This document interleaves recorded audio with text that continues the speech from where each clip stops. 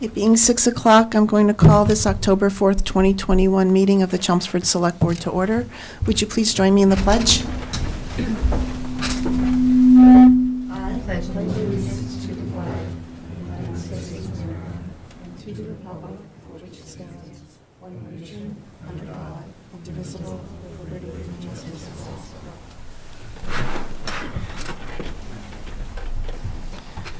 Okay, we'll start with our public service announcements. Ken?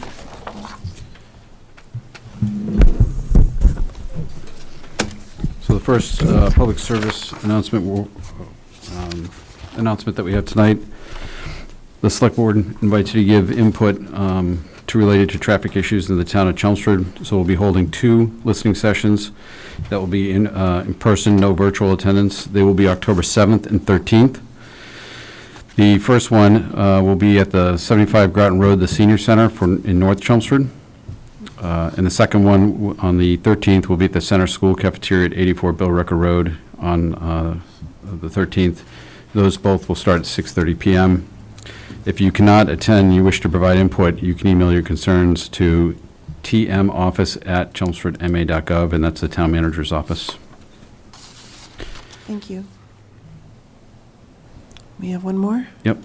Legal notice to the Town of Chelmsford Cable Television Licensing Renewal Proceeding. The Town of Chelmsford Select Board as Cable Television Licensing Authority under Mass General Law 166A, Section 1, will hold a public cable licensing renewal to ascertainment hearing on November 1, 2021 at 6 p.m. at the Town Hall, 50 Bill Rucker Road, Chelmsford, as part of the town's license renewal proceedings pertaining to Comcast and Verizon New England. Chelmsford's Comcast and Verizon cable licenses expire respectively on March 31st, 2024, Comcast, and October 31st, 2024, Verizon. The Federal Cable Act 47 U.S.C. 546 requires a public proceeding to ascertain the community's cable-related needs and interests as part of these license renewal proceeding process applicable to expiring cable licenses. Public comment is invited regarding the town's Comcast and Verizon license renewal needs going forward and regarding cable operators' past performance. Interested persons may attend and directly participate in person or remotely through an electronic platform by desktop, laptop, tablet, or phone via the following link. And there's a link listed that will be posted on the town website when that approaches.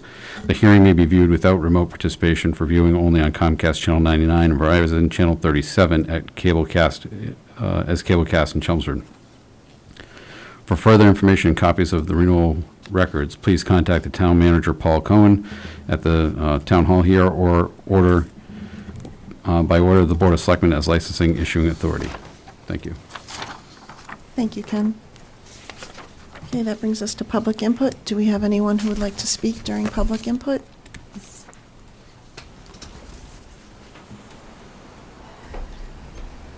I just need your name and address for the record, please. Sure. It's Jan Spence, 4 Dornock Circle, Windermere Condo Complex, North Chelmsford. Just wanted to express some of our concerns with the proposed development at 255 Princeton Street. We haven't been a major party to this because evidently we aren't considered direct abutters. We have Meadowwood and their street, Augusta Way, that comes in, that we do pay to maintain, but it kind of separates us exactly from the property at 255, although it's in the sight line of many of our homes. We're concerned with the cut-through traffic. Meadowwood has a dead end. We are an open area. We go right through to Fairview, right out onto North Road, which is very convenient for our residents and everything else.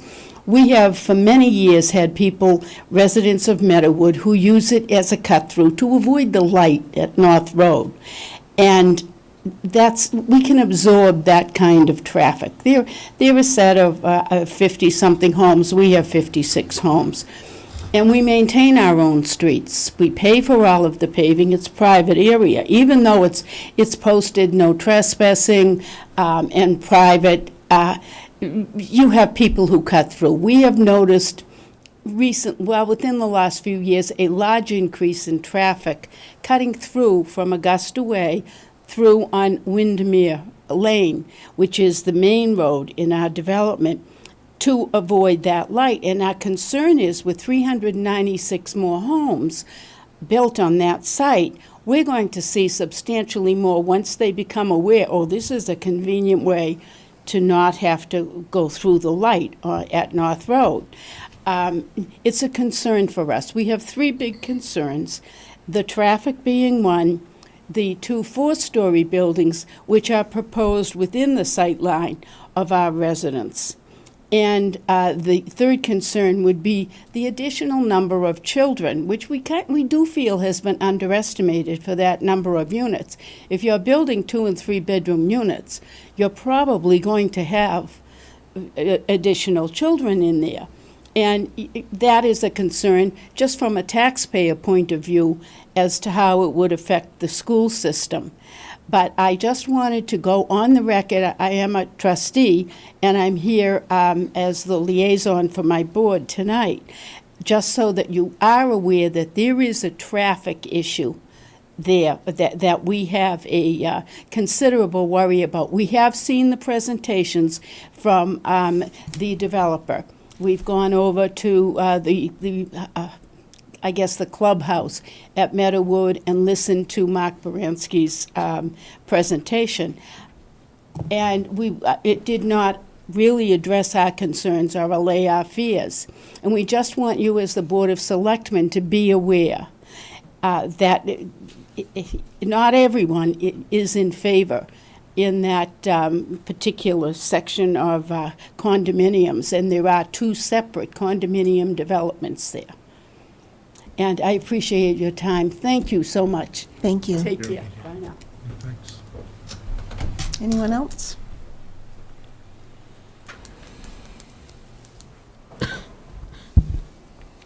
Good evening. I'm Town Clerk Tricia Duras, and I'm here this evening because just yesterday, Governor signed and enacted into law House Bill 4118, an act relative to re-precincting. This law provides that the division of the town into convenient voting precincts pursuant to Mass General Law, Section 54, Chapter 54, Sections 1 and 2, shall be completed, approved locally, and submitted through the Secretary of State's office to the Local Election Districts Review Commission within 30 days after the enactment of the legislation dividing the Commonwealth into congressional and representative districts. What benefits the town is that this legislation also allows for the amendment or revision of any re-precincting plans locally approved and submitted through the State Secretary to the LEDRC. This means that if the redistricting lines bisect one of our local precincts, we will have the opportunity to readjust the precinct lines to prevent having 2 state representative districts within one precinct. In an effort to provide the State Legislative Redistricting Committee with the most accurate and timely building blocks, reflective of the best possible scenario for the residents of Chelmsford, I'm asking the Select Board to consider scheduling a special meeting, preferably on Thursday, October 7th at 6:15 p.m. at the Senior Center, to approve the proposed re-precincting plan for the town of Chelmsford. Thank you for your attention and consideration. Thank you.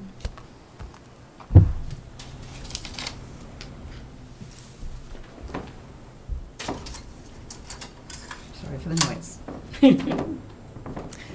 Is there anyone else for public input in this room? Okay, anyone in the Zoom room here for public input? Okay, seeing none, I'm going to move on to the next agenda item, which is committee vacancies. Ken? So the week of October 4th, 2021, the following vacancies exist. Arts and Technology Education Fund Committee has 1 3-year term. Bicycle and Pedestrian Advisory Committee has 1 expired 3-year term and 1 3-year term. The CCA Advisory Committee has 2 1-year terms. Center Village Master Plan Implementation Committee has 1 1-year term. Commissions on Disabilities has 1 unexpired 3-year term. Community Action Program Committee has 2 1-year terms. Council on Aging is looking to fill 1 3-year term and 5 associate member positions, staggered over 3-year terms. Cultural Council has 2 3-year term seats available. Holiday Decorating Committee, 1 1-year term. Parade Committee welcomes all applicants to 1-year terms that end on July 31st, 2022. Permanent Building Committee, 1 unexpired 3-year term. Public Celebrations Committee, 5 1-year terms. Recycling Committee, 1 1-year terms. Tree Committee has 2 seats, 1 unexpired 3-year term and 1 3-year term. If you're interested in serving on any of these town boards or committees, please complete an online application available at the town website. If you would like more information, please contact the town manager's office here at 50 Bill Ricker Road, Chelmsford, Mass. Or you can send an email to tmoffice@chelmsfordma.gov or call 978-250-5202. Thank you, Ken. So our next agenda item are the interviews for the candidates for the Clean Energy and Sustainability Committee. Unless anyone on the board has a different suggested approach, I thought I would just go through in the order in the packet and call out names, and that way we're not rummaging to find people. Everybody okay with that? Okay, so if you're here when I call your name, feel free to either step forward to the podium or unmute and turn your video on. And just a reminder, before you speak, I need you to clearly state your name and your address for the record so that our recording secretary can capture that. So are there any rules for what they can say, or can we ask them questions? How's that going to work? How would you like it to work? Well, I didn't have any rules in mind except, keep it to 3 minutes or less, which yeah, is what we I think that's fine. typically try to do. And if the board has clarifying questions, I would suggest we do it for each person. Okay. Is that okay? Okay, so first up is Tom Amiro, and I apologize in advance if I mispronounce anyone's name. Thank you very much. My name's Tom Amiro, and I live at 90 Westford Street. And I'm one of the founding members of CCAT, Chelmsford Climate Action Team, and very active in the Elders for Climate Action. And as a member of CCAT, under the leadership of Bernie Kosicki, worked to get the climate resolution passed, which has resulted in this committee being formed, and I'm very excited to see the candidates for it. Looks like we have a really good selection. One of the things that I've done so far is worked on an opt-up campaign for Chelmsford Choice, and because greening the energy supply is one way to reduce emissions, and I'm hoping that in 2 years, when the new contract comes up, that we'll have gone to town. We'll go to town meeting with an article to try to make the default the green default. I'm kind of new to town politics. I've only been on one committee, the belated Energy Conservation Committee.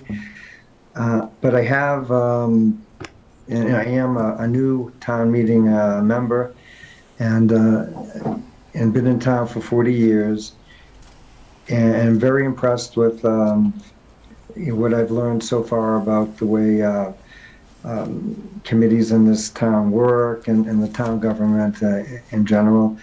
And I think Chelmsford's already done quite a bit, towards being green, especially in the energy area, and with solar mostly, and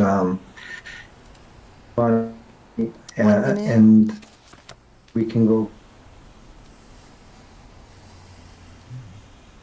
You froze on us, Tom?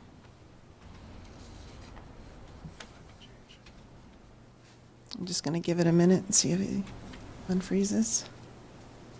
You might want to turn off his video. That could help his Yeah. bandwidth. Tom, if you can hear us, try turning off your video.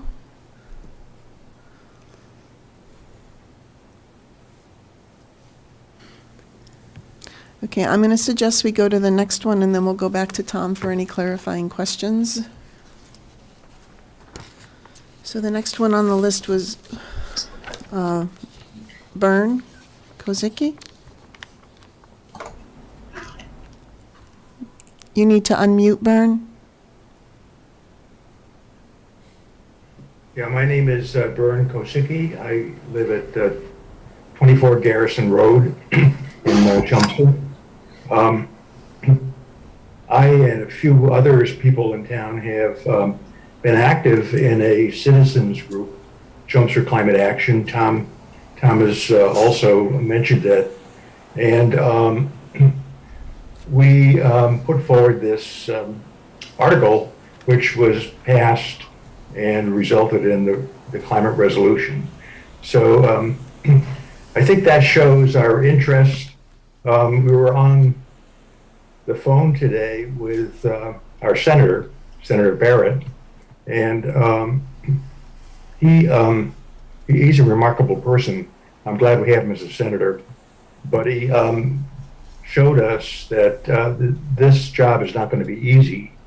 It's not going to be something that someone does for us. That is the coming to net zero for either the state or the town. It's going to require a lot of work.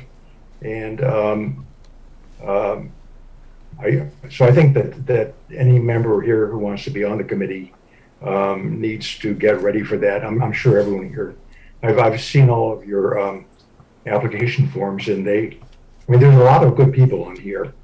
And, I feel humbled to be among this group.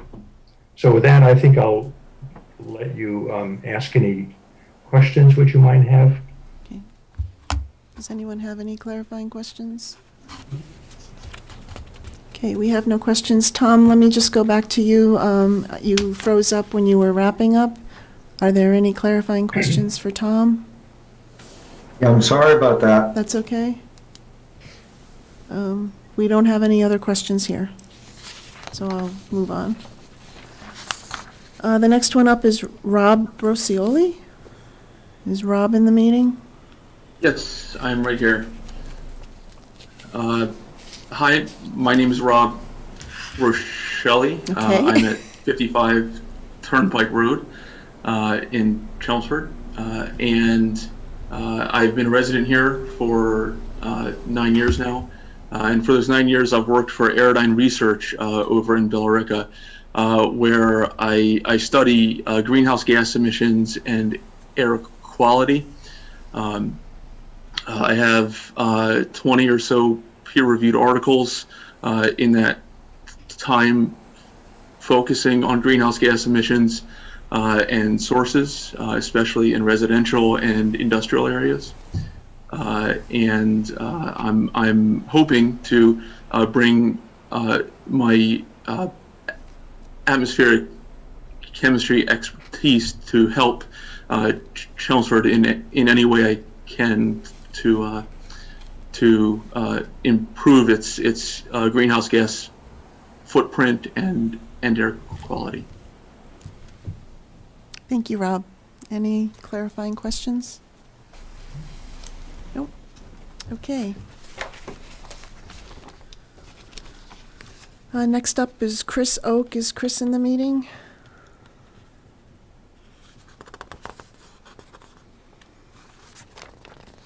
Okay, don't see him. Is Sally Johnston here? Hi there. Hi. I'm Sally Johnston. Are you ready? Sorry.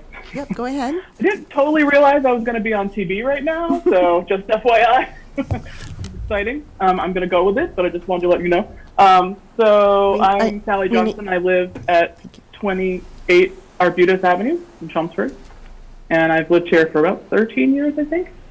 And my experience is kind of current right now. I'm in a master's degree program for sustainable design at the Boston Architectural College. And I actually had started kind of doing projects based on kind of the community that I live in. So I did one of my resilience classes project on resilience and community building, and I did it on Chelmsford, as a matter of fact. I have a background in project management in the interactive agency realm from the late 90s and the early aughts, and I also have a research librarian background. I have a I have another master's degree in library science. So I have not been very involved at all in terms of the town's politics and things like that, and which is probably why I didn't know I was going to be on TV right now. But I do feel like I'm learning more and more about how to kind of enact net zero policies, and policy is such a big part of how we're going to get there. And I realized that I saw this come up, and I thought this was a really amazing opportunity for me to get involved. And it sounds like there's many more people with a lot of experience that I would love to learn from. And I also thought, wouldn't it be cool if you guys just told me what you want me to research in my classes? I could just use all the resources I have. I have all these professionals in the industry right now that I have like the ear of that I can, and I'm not shy about asking. So I was like, hey, why not, 2 for 1 for Chelmsford? So I thought maybe that would be helpful. So anyway, that's kind of my background. Thank you, Sally. Any questions? Okay. Next up is Sean McGuigan. Yes, good evening. Sean McGuigan, 17 Berkeley Drive. I've been a resident here in Chelmsford for over 12 years. I have a couple children in the Chelmsford school system, and I also work in Chelmsford. The last 20 years or so, I've worked on with an environmental consulting firm, and my job is basically to work with facilities on greenhouse gas emissions. So I've done greenhouse gas emissions for hospitals, for military facilities, for schools, and also for industrial facilities. I also have a personal passion for sustainability. As Tom mentioned, the Chelmsford Choice program, I'm one of the people who has signed up for the 100% purchase program, so I buy 100% clean energy for my home. I have a plug-in hybrid electric vehicle, so I feel like I've done some things in my personal life to lower my greenhouse gas impact, and I'm very excited to join this committee and help others out there do the same. I've been involved in my fraternities, college fraternities, alumni board for the last 15 years, so I'm very familiar with working with boards and 9-member committees and divvying out tasks and delegating. So I'm very comfortable in that role as well. I think it's very important to reach out to all the citizens of the town. We're a very diverse town, and we need to make sure that all those diverse voices are heard in this process. And 30 years sounds like a long way away, but it's not. There's a lot of work that needs to be done in the next 30 years, and we need to set goals and milestones. And I just am very excited to join this committee, build on the great work that the town's already done through the Energy Conservation Committee and the solar programs that you guys have in place. So just excited to join. Thank you. Thank you, Sean. Any questions? Okay. Next up is Jennifer Colton. Hi, my name is Jennifer Colton. I live at 3 Brook Street in Chelmsford. I actually have only lived in Chelmsford for 1 year. I relocated last year from Washington, D.C. In Washington, D.C., I served on several charter school boards in the role of education chair as well as a secretary. And I don't have much of a background in sustainability from a professional sense or an organized or governmental sense, but I'm very passionate about sustainability and trying to get the emissions in my family down to zero. I have an OG Prius from 2008.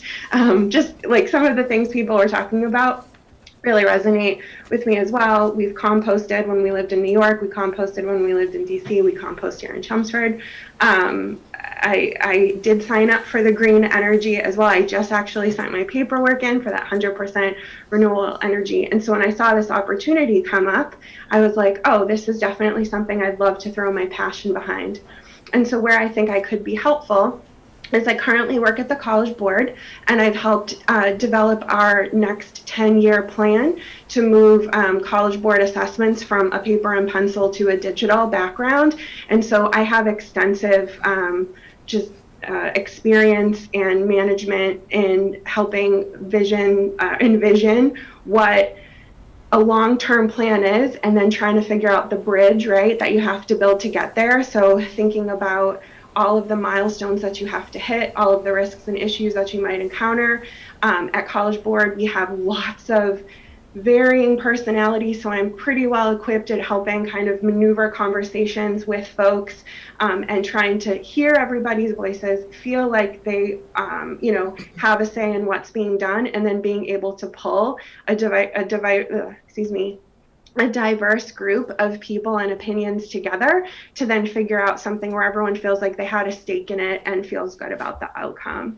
I also do a lot of work just in my personal life. I was a member of Junior League, both in Washington, D.C., and then here in Boston, and I've helped put together lots of long-term plans. The latest one we did was just on our budgets for the next 3 years. So I have a lot of, I guess, maybe administrative skills that are applicable regardless of the topic or the agenda, and I would love to throw my energy and my time behind a sustainable project for Chelmsford. Thank you, Jennifer. Any questions? Okay. Next up, we have Alexander. Is Alexander here? I don't see him anywhere. Jordan. Hi there, I'm Jordan Vashon. I live at 39 Mill Road here in Chelmsford. I recently moved to town over the summer with my husband. I was born in New Hampshire, grew up in New Hampshire. I attended college and got my bachelor's degree in environmental science from New England College in Henniker. And since I graduated, I've been working for the New Hampshire Department of Environmental Services in the Water Division. In that time, I've had the opportunity to work on state contracts and grants and various different research projects. So I also have some experience with various administrative duties. Currently, I'm taking a supervisory academy, which is funded by the state of New Hampshire, and that is also CPM certified. So those are some great leadership skills that I could bring to this committee. Additionally, I have experience working with the Girl Scouts of America and volunteering for my hometown, Bow, New Hampshire's Drinking Water Protection Committee. So I'm also familiar with working with town committee settings and doing that kind of outreach specifically toward younger audiences. And I would love to bring in some of the viewpoints of Chelmsford youth because, excuse me, this is an issue that's going to impact them for a great amount of their lives, just like it is with many of ours here. So I think bringing in their, their perspective and really getting their stake in climate change because it's going to impact their future. Thank you. Thank you, Jordan. Any questions? Okay. Is Will Wagner here? He was here. Huh? He was here. He was? Oh, no, he's here. Yep, sorry, had to hit the mute button. Yes, I'm here. Hi, my name's Will Wagner. I'm 92 Crooked Spring Road in North Chelmsford. I've been a project manager in a variety of different industries for the last 20 plus years. Was on the stormwater committee until that one completed, and I've been in charge of the Chelmsford Dog Association, maintaining the building and maintaining the Chelmsford Dog Park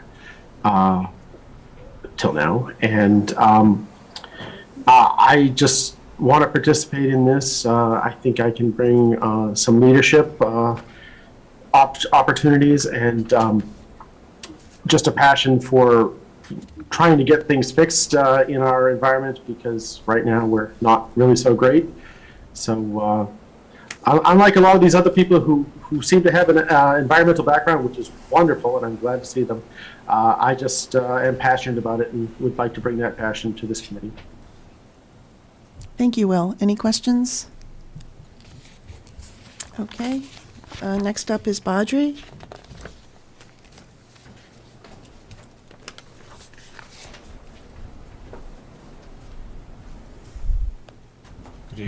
Quadruple 5 Gerridge Lane. Good evening to all members. My application is in front of you guys, so you can read all about it. But I've been a resident for about 16 years now in town, 16 and chump change, as my application would say. Back in 2008, I was one of the first volunteer directors of Greener Chelmsford initiative, but before that I was on the founding team of the Energy Conservation Committee itself. I'm a solar homeowner, net zero by electricity, basically. I produce more than I consume at this point, and my next car hopefully will be an EV, if I can afford it. If not, it's a bicycle. Well, where it is. I believe that, as I mentioned back in June in the formation of this committee, as focusing this select board to make this movement happen, I pointed out that in less than 10 years we have to achieve a fundamental transformation for the community to be able to meet the net zero targets as such. I also believe that my passion with education, trying to work with the schools and others, that I try and often try to do that. I will be working and trying to work with the schools system to try and work with teachers, clubs, as part of this committee to make sure that the future generations of students are educated as part of climate change and projects around that, and be able to get more empowered in taking action on that as a critical piece. The other piece that I would be focusing on, at least trying to bring conversations around, would be the decision frameworks that are used in whether it be select board or town government, the planning board and zoning committee and others, so that there is a holistic thinking. Even today you have an article for later on for discussion, which is I think the 255 Princeton. You know, those would be the type of discussions that need decision frameworks, because they have a long-term impact on the community in itself. As a resident, I've also, as I've said, participated in town meeting. I've been now for 6 years roughly in there, and I've spoken in issues around environmental plastic recycling and banning of the single-use plastics. These are kinds of decisions that we have to educate, we have to champion, and we have to live a life of example ourselves. And to that effect, well before this year, I became a 90% vegan from my vegetarian lifestyle, so that's also one thing. So I'm trying to walk the hard walk myself before I yap in front of everybody. So if there's any questions, please ask. Otherwise, I'm here for any of my time and contribution. So thank you. Any questions? Thank you, Badri. Is Mark Fitz-Hanso here? Yes, hello. Good evening, how are you? Yes, I'm Mark. I'm 15 Samuel Road in Chelmsford. I've been here for just over 2 years.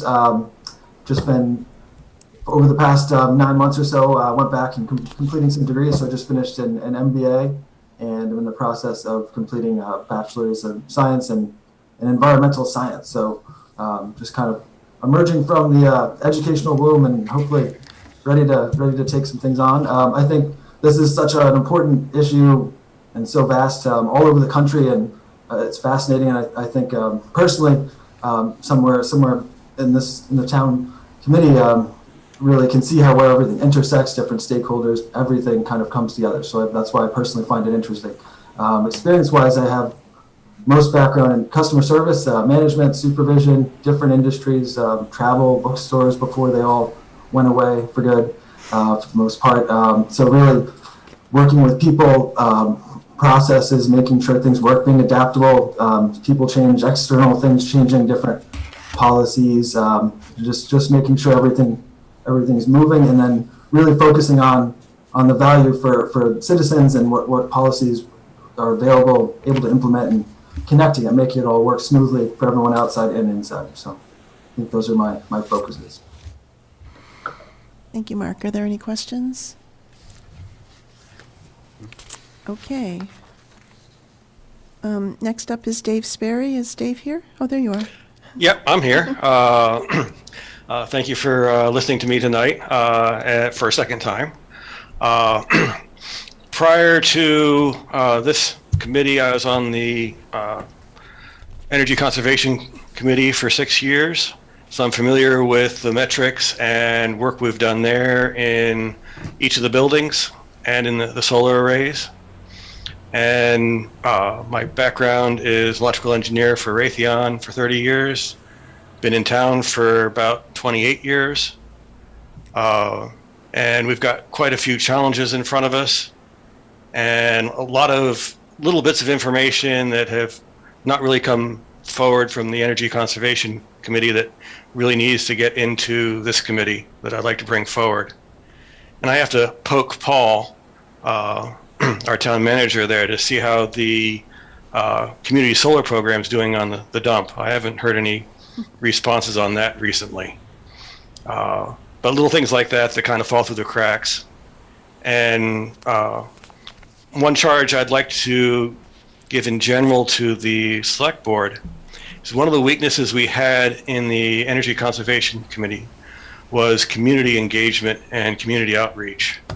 And I think that's more important in this particular setting than the Energy Conservation Committee, where we were a bunch of introverted engineers trying to save money and conserve energy and minimize carbon footprint. It was more of an engineering, mathematical issue than a public engagement, education, and real community engagement.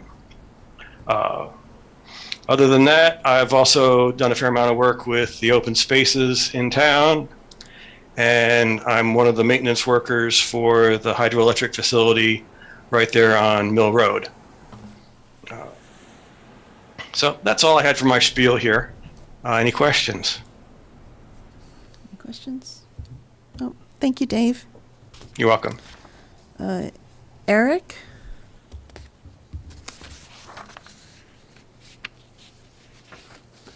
Is Eric Tatara? I am here. Oh, there we go. Am I there? Am I? You are.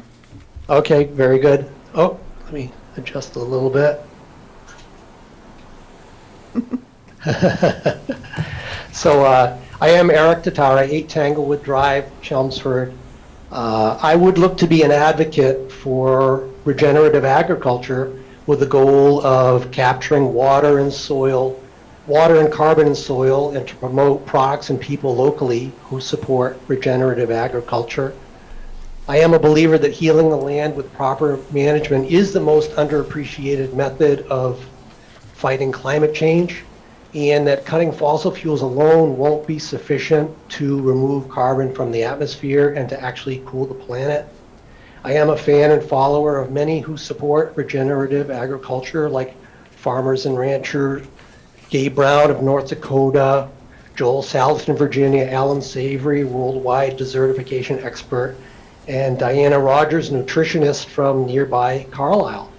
I'm hoping this committee will be interested in regenerative agriculture. Thank you. Thank you, Eric. Any questions? Okay. Brittany Doherty? Hello, everyone. My name is Brittany Doherty, and I live on High Street. I just bought my first house in Chelmsford, and I've been a resident for a little over a year now. I have a combined 8 years experience in the sustainability field. I'm currently the program director of Sustainability Roundtable Inc., and I've been here for 6 years now. We're a consulting firm out of Boston, and we help corporates such as American Express, Akamai, Uber, Biogen, and about 30 others with developing their sustainability strategies. And a lot of that now does include the net zero goals and implementing initiatives to meet those goals. Much of our focus is on GHG emissions footprint, especially in scope 2, and also procuring renewable energy for our clients. Outside of my day job, I have experience volunteering on various town sustainability committees, since I do understand the importance of both private and public progress in reaching net zero emissions. Prior to SRANK, I worked for the town of Dartmouth. That was right out of college, and I wrote their 2013 and 2014 sustainability reports while working with all the town departments. I did help out a little bit on the Chelmsford Climate Action Team. I just attended, just some of their meetings, and I also helped pass out the flyers for the Renewable Energy Initiative here. And previously, I lived in the city of Newton, and I volunteered on their Green Newton Initiative. I focused on marketing for their renewable energy aggregation program. And I also volunteered at the Newton Community Farm often, and I educated the public on environmental sustainability. And then finally, I was involved in Belmont's Volunteer Sustainability Committee that I took a little bit of a different role, and I helped out with analyzing their energy load, and I created their graphs for their climate action plan. If I were to join this committee, I can assist with an array of things, including researching what other towns have been doing, what's working, lessons learned, case studies. I can collaborate with other towns, collaborate with the community. I can also assist with data analysis and communicating our message, hopefully within an annual report one day. And additionally, I can help create a multi-year roadmap to achieve these goals, since I've experienced doing that for large corporates. I look forward to leveraging both my private and public sector experience to assist not only helping us reduce emissions, but also helping our community become healthier. Thank you. Thank you, Brittany. Any questions? Okay, David Drayton.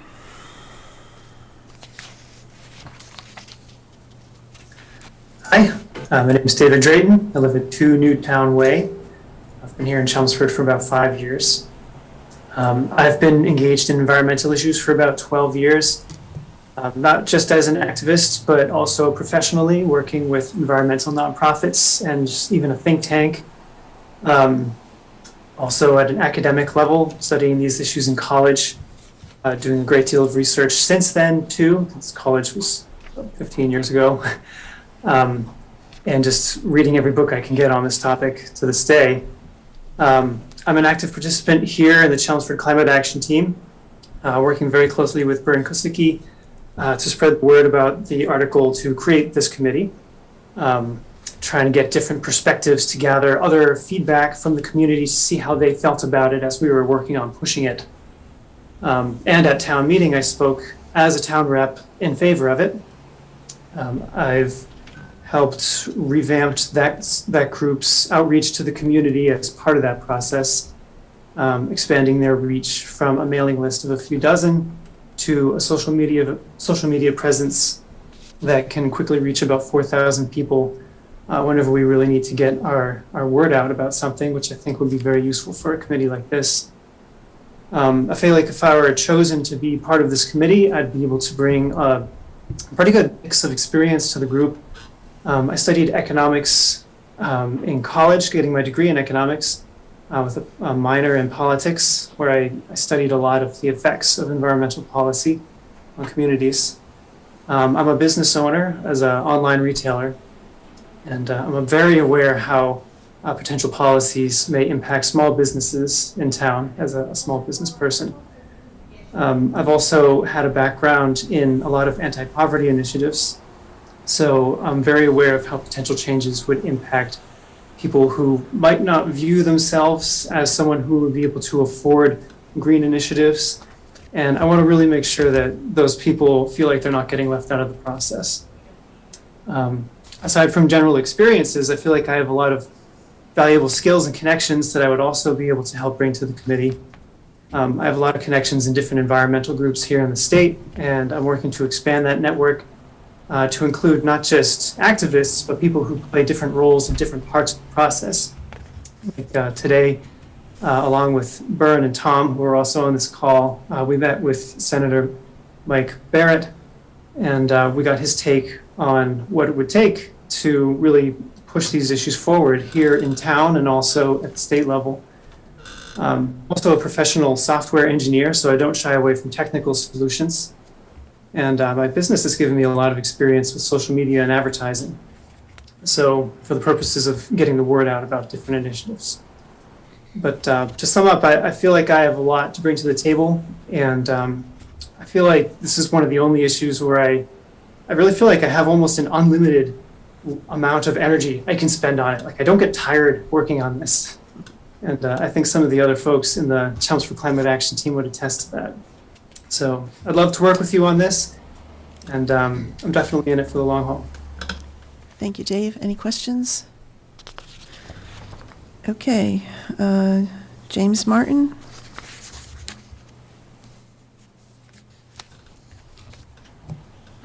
Yeah. Good evening. My name is Jim Martin. I'm a resident of 7 Crockett Drive in Chelmsford. I've been a resident of Chelmsford almost 30 years, I guess. I'm a retired consulting arborist. I've been dealing with trees for over 50 years. I think that trees and plants have a role to play in the environmental sustainability if they're properly managed. I've been on the tree committee for, I guess it was about 8 years now. And I think this is a very important topic that needs to be addressed. Any questions? Thank you. Glad to answer them. No, thank you, Jim. Is Kaylee Teagan here?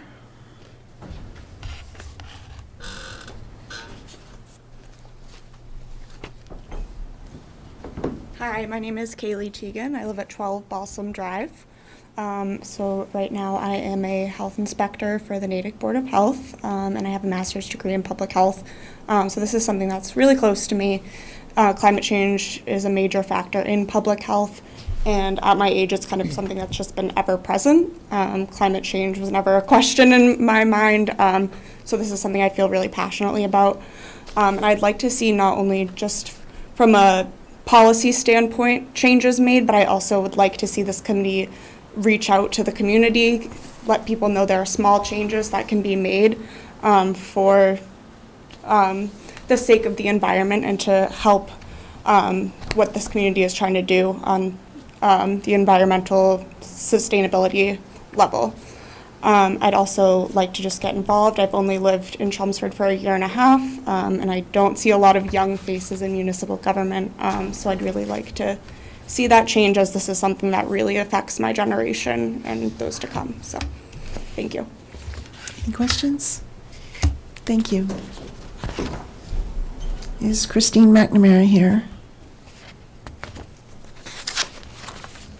I don't see her. Sanjay?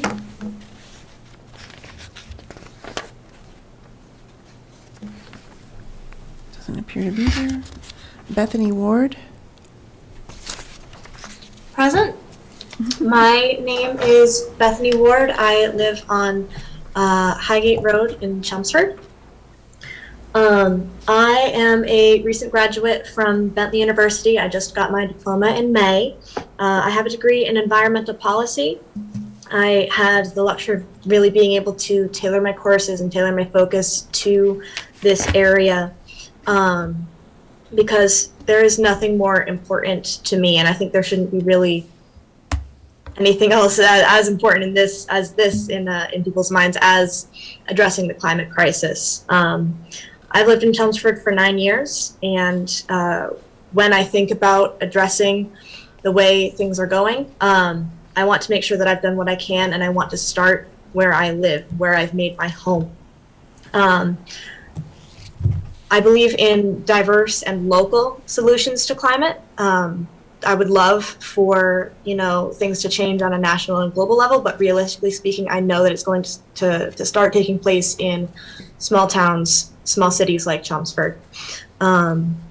And I think it's important that people recognize that in the long term, it is cheaper and healthier for everyone to make this shift. So I want to bring my energy and my time and my expertise to making those decisions easier for people to say yes to.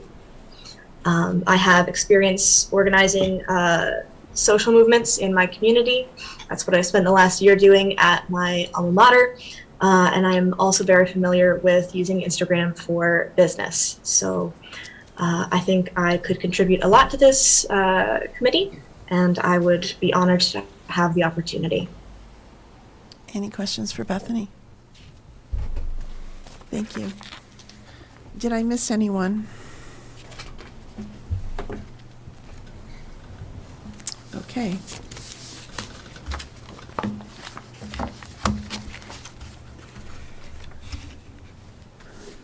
Discussion? We had a suggestion last time to take the 4 that were part of the Climate Action Committee. I don't know how the board feels about that. I don't remember that. I remember taking the ones that were on the Energy Conservation Committee. They didn't all apply. Oh, I thought Right. you meant the Climate Action. Because the Energy Conservation didn't apply for this. Well, Only one Dave- person did. Hmm?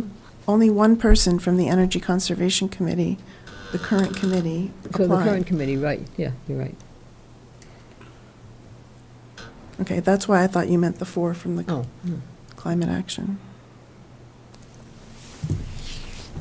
So we need 9, right? We need 9. We can go around and vote, and I can tally. Paul can help me tally. Try. So everybody does 9 votes? However you want to do it. I guess, Pat, I didn't understand that you meant the current Energy Conservation Committee. I personally can't see doing that if they didn't all apply. That's why I thought you meant the Right, current right, Climate I agree. Action Committee. Right, yeah. No, if they didn't apply, then I agree. Okay. But if they had applied, I mean, there was one that did apply, and there was a previous member who did apply, who I think is a good candidate, but he would be one of my. Say again? There wasn't a previous member of the Energy Conservation who did also apply. And he would be one of mine, but one of my votes. Right, we had one current member from the Energy Conservation and 2 past members from Energy Conservation and 4 from Climate Action. I mean, Excuse me, can I make a comment? Hello? Yeah, I don't know that we're taking comment right now, but do you want to take it? Well, or- just a suggestion. Is it possible to have more than 9? I think it we've already seems like- talked this out. We've already talked about that, Tom, I'm sorry. Oh, It's okay, just, it's decided? it becomes unmanageable, and it's typically how we do it because we rotate terms, we stagger terms, 3, 3, and 3. I mean, And we've tried starting committees out with more than 9, and it didn't always go well. But that's not to say if you don't get voted in, we'd love it if you still attend the meetings and help. Yeah, anybody can attend the meetings. I mean, this is like the hardest committee I've ever had to look at. We have so many unbelievable applicants. We do, and one of the things, looking at the applications and listening to the candidates, I like the people who stress the outreach, because I think that's going to be a big part of this committee, more than, as Dave Sperry said, what the Energy Conservation Committee did. I think, kind of policy direction and outreach are going to be 2 of the biggest parts of this committee's work. Right. Rather than, measuring greenhouse gases. I mean, it's nice to be able to do that, but I think we have other sources to be able to do things such as that. Well, I mean, we all have been on other committees and this committee in town, and we know that, when you build a committee, to build a good committee, you need the technical expertise, which we have plenty of here, but you also need, administrative, leadership, Correct. Outreach. So, it's We need a tough. diverse- There's multiple applicants for each one of those classes. Right. I mean, that's really what makes it hard, is in every level of a good committee, you have multiple applicants here for each position. Okay. Do we want to just go around the table and I can tally? How do you guys want to do this? I mean, I don't mind. Well, you can't do secret ballots, so. No, that's fine. I mean, you want to just give your top 9, or how would you want to do it?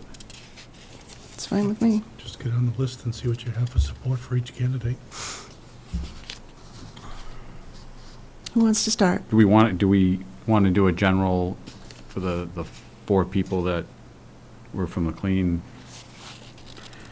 Again, I think that's a committee that this committee would work closely with, Okay. so I don't think it's important that Okay. those 4 be part of it. In All right, fact, I don't want to confuse it then, that's fine. yeah, I would Okay. almost think that not all of them would want to be, so that there is, it's good to have some overlap, but That's a good point. Okay. that would be another, resource for them. Okay. So who wants to start?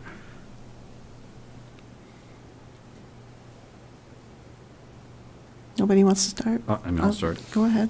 All right, so I was going to choose Tom. Rob. Hold on. Yep. Just bear with me here, I'm looking at my notes. Sean. 3. Jordan. Badri. Dave.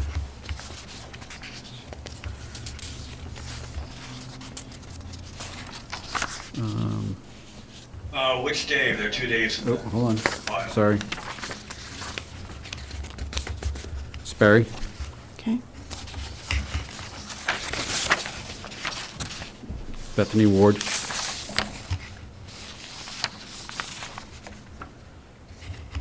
Kayla Teagan. What am I at? 8? 8. And then Brittany Doherty was my 9. Brittany Doherty. Okay.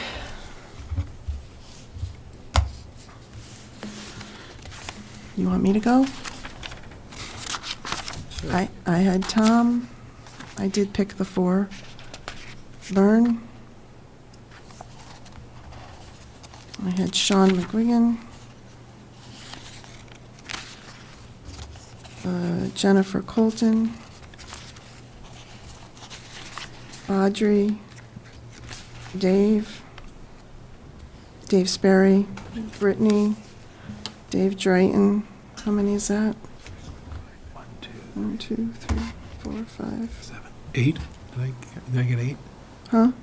I It's counted 8. 8. Yeah. And then I had Kaylee.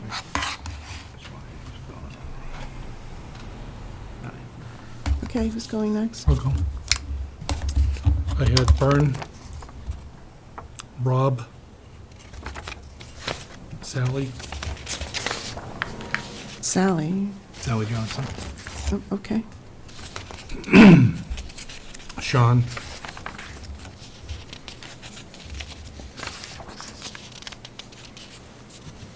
Jordan, Audrey, Dave Sperry, Brittany, and David Drayton. Okay.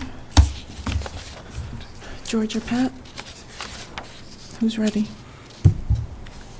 Go ahead, George. Okay, Bethany Ward, Kaylee Teagan, James Martin, David Drayton, Brittany Doherty, Dave Sperry, Badri,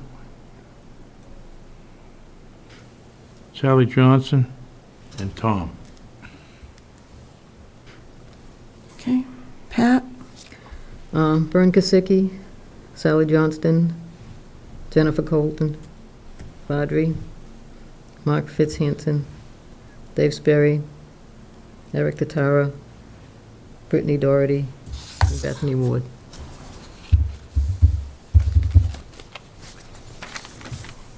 Okay, Paul, what do you have that? Okay. We've got three at the top, right? Badri, I've got Dave. Badri, Dave Sperry, were voted by everyone, right? We've got Badri, Dave, and Brittany, And Brittany. right? Yep. Okay.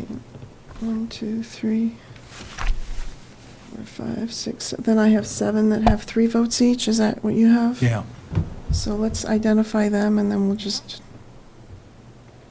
vote. Let's start at the top. Byrne. Tom and me, I have Tom had 3, yep. right? Yep. Tom Amiro, Vern, Sally, Sean. Yep. David Drayton, Kaylee, Yep. and Bethany. This is like impossible. There are so many good people. You got 10. We got 10 and we need 7, right? I mean, 9. No, that's what I mean. There were, Yeah, there were sorry. three, yeah. There's 7 and we need 6 of them. Right, yeah. The 7. Did everybody get those 7? No, can you say those again? Sure. Tom Amiro, Bern Kosicki, Sally Johnston, Sean. Sean McGuigan, David Drayton, Kaylee Teagan, and Bethany Ward. Did they all have the same amount of votes? Yes, they all had 3. We had 3 that came in with 5, and then these all had 3. You want to extend it to 10? I know you Well, just said I mean- before you didn't want to, but. Tom Romero did offer in his application to step aside. I wonder if we could ask him if he would. Make our job easy. Yeah. So if I step aside, then what does that mean? Who gets in? It would be Byrne, Sally Johnston, Sean McGuigan, David Drayton, Kaylee Teagan, and Bethany Ward. okay. They're all very good. There was one other though I thought was terrific. Was Jordan Vachon, but they didn't get. I guess that's a no-go. Didn't get enough. Okay. Yes. Thank you very much. Yeah, I will defer and. But I really would like to help the committee, and I'll be available to be a foot soldier. And I think I like doing I like doing the the frontline work, getting out there and handing out, talking to people, and I'm not really that great a leader per se. I don't think. And I really, this was terrific hearing, and I hope some of your candidates here tonight just each year keep coming back to get on. And I think to Ken's point too, I would urge the committee to put public input on each of their agendas. A lot of committees do that, and that way anybody who has an input can provide it. It's another way of just building constant outreach in. I don't know about any of the other board members. I just want to thank everyone who applied. I think anybody on this list would have done a great job, and I'm just thrilled that we had so much interest, and I really appreciate everyone's time. And I hope to see you in the future on future climate action. Yeah, I mean, I don't know if we've chose a liaison to the committee yet, but I'm kind of excited about this committee and how strong they seem. I'd love to volunteer to be the liaison. Does anybody have a? Well, I used to be liaison to the Energy Conservation Committee, which no longer exists. That's fine. I can still go to the meetings if you want the liaison. But you can have it if you want. It might depend when they decide to meet. All right. What conflicts we might have. When the committee forms and knows their date, we can confirm the liaison. How about that? Okay. I'm okay with either one of you. Yeah, that's fair. Okay. Thank you, everyone.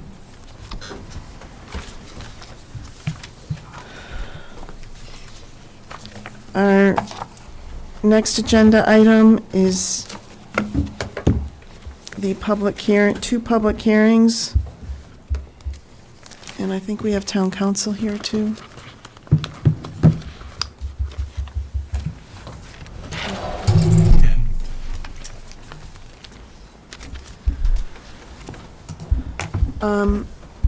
So we have two public hearings for Class 2 and Class 1 auto dealer licenses.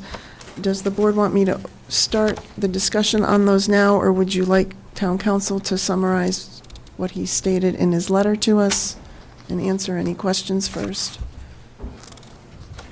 Would that be okay, Paul? Sure. All right, why don't we do that? Good evening, Madam Chair, members of the board. For the record, Paul Haverty, Town Council. I was asked by Christina Bruce to prepare a memo addressing the issue with a couple of different applicants who were looking to do an online-only Class 1 and Class 2 vehicle licenses. And Christina had contacted somebody from the state and had received email correspondence from an attorney with the RMV, giving their opinion as to whether or not online-only sales were allowed. And that was somewhat of an equivocal response. Basically, with an eye towards not being in favor of online only, but he refused to actually take a position. So I did take a look at what he had sent, and I reviewed the statute and I reviewed the regulations. He noted that online-only dealers could only be allowed if General Laws, Chapter 140, Sections 58 to 59 authorizes it. I don't see any language in either one of those statutes that either specifically authorizes or specifically prohibits online sales. So I don't think that that was particularly helpful.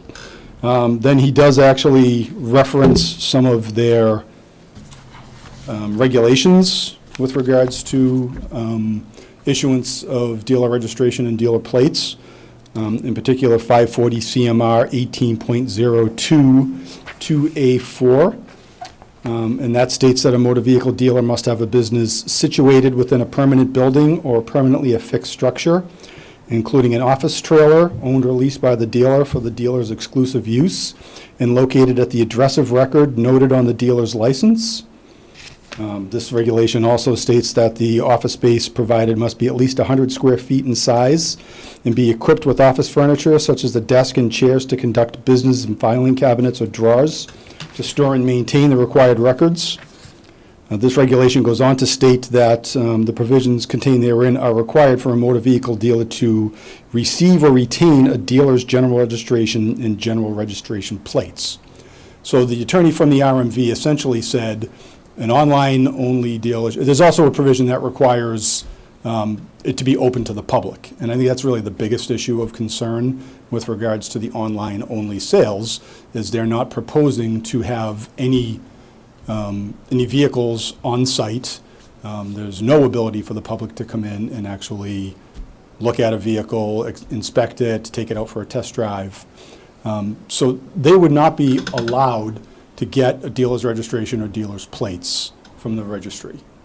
So then the question becomes, does that mean that there is a prohibition for the board to issue a license to that type of a dealer? And best answer I can come up with is it looks like it's frowned upon by the RMV, but it's not prohibited. There's nothing that specifically states you cannot do it. There's nothing that specifically states that you can do it. We are aware it happens. There are online dealerships throughout the state, given licenses by towns, all over. So I think this is something that's really going to fall to a judgment call for the board as to whether or not it feels comfortable issuing a license to an online-only dealership that would not be eligible to receive dealer's registration or dealer plates. Okay. Any questions for Paul? And I think one other issue was whether they could work out of a residence, correct? Yes, that was a separate question that was asked. Okay. And that, apparently previously that was something that would have been allowed, but there has been a change to the regulations, and that applies not only to new applications, but actually applications for renewal of licenses, is that there's a prohibition about operating in a residential structure. For online sales or any sales? For any sales.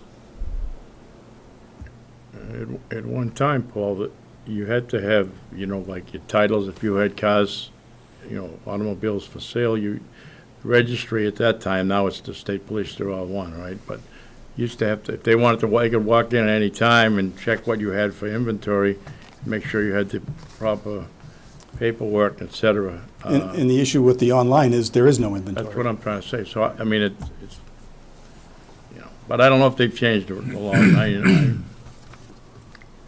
So really, it's an issue of the comfort level for the board. I know this is something that is done elsewhere. I'm not sure if the board is comfortable doing it here. Okay. Any other questions? Should we hear from the applicants? All right, why don't we start with Sure Excellency, doing business as WS Auto at 18 Morgan Drive. Do we have anybody here from that business?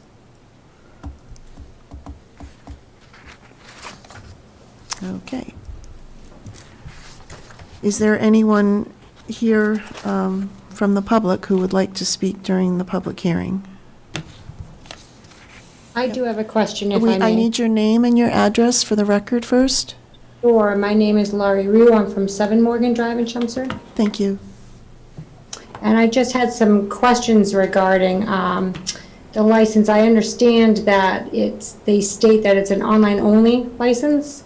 And my question is, I wonder, if you have an online-only license given, what prevents the license in the future from being able to make any changes or apply for any amendments to be able to actually have vehicles on their property and do business in and out of the property?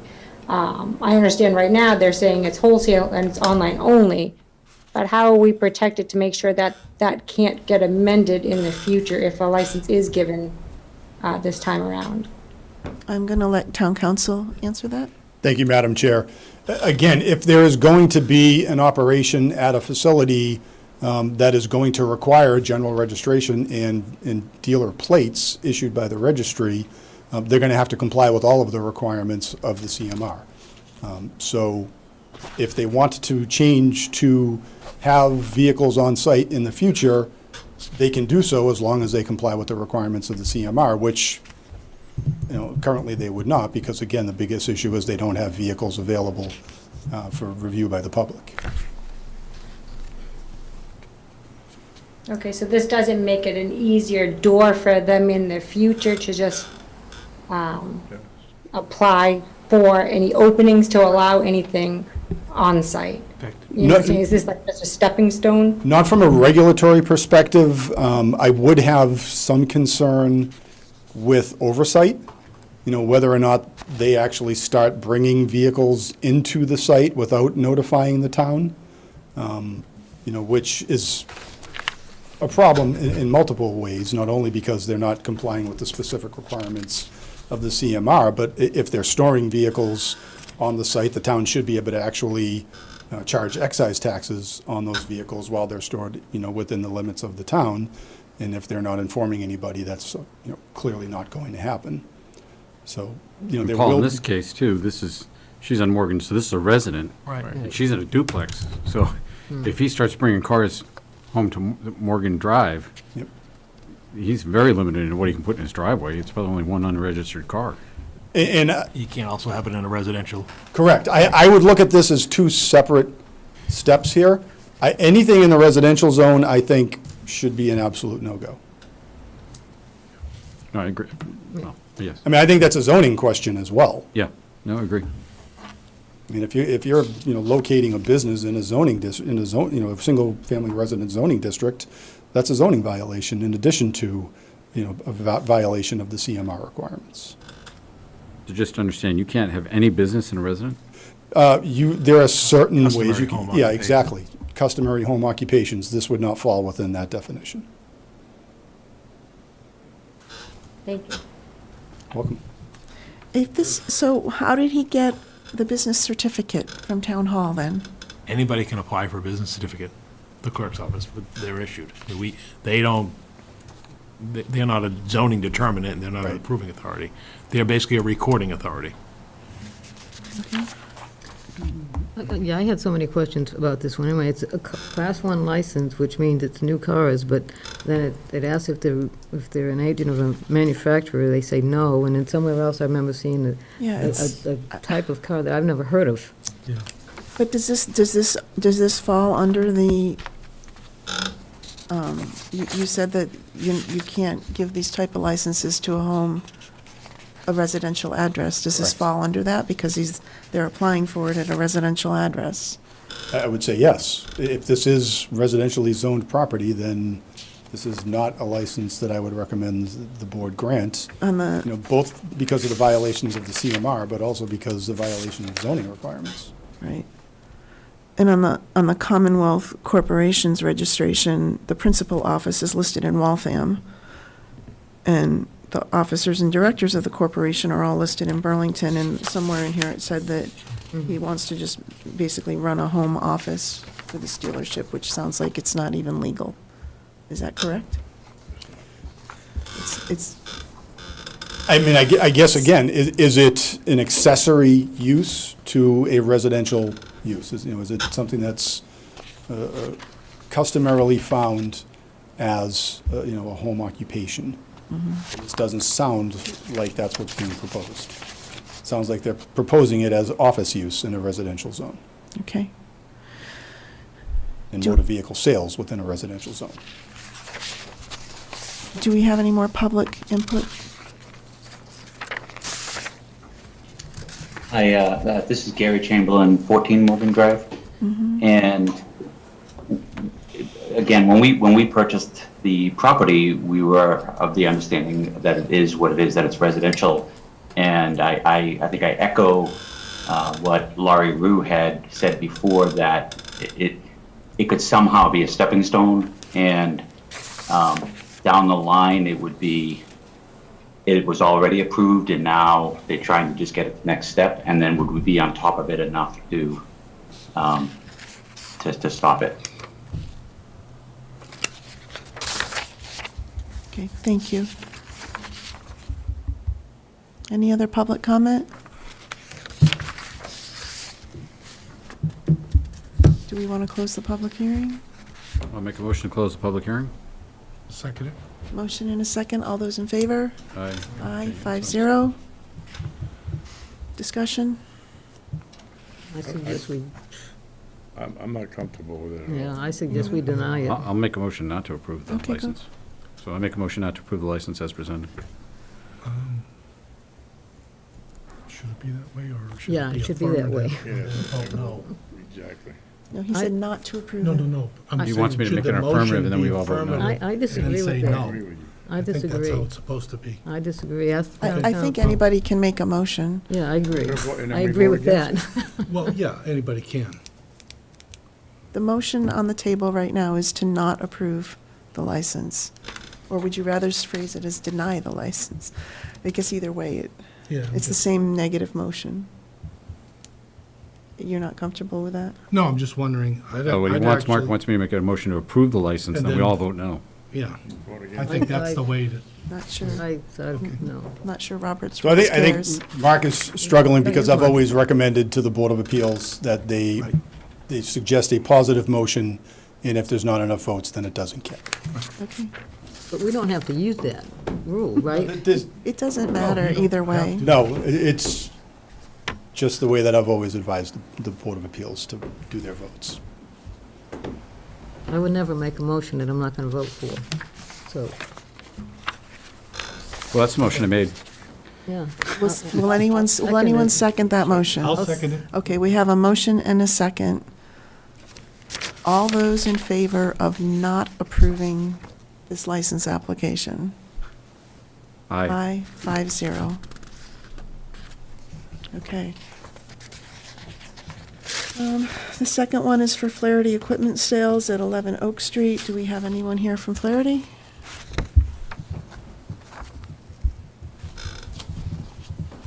Hello. Hi. We just need your name and address. Jean Flaherty, 85 Lafayette Street, Waltham. Thank you. Do you want to say a little bit about what you're trying to do? I was getting a little confused because some of the stuff that Pat was saying, she wasn't sure. I do have all my receipts too, that she didn't recognize the manufacturers. And I was wondering if she was talking about mine because they're Tadano and Elliott. And I wasn't sure if maybe you didn't know what Tadano and Elliott were. I don't, but no, it wasn't Okay. yours. that I So was- what we do, it's cranes. We're not doing automobiles, but the cranes are registered, so we do need a Class 1 license. These are very expensive, and it's not something that you stock. We did sell 3 this year, but next year we might not sell any. But you still need the license to get everything through the registry. Currently, I hold a license in Newton. I've had that for 4 years now without an issue.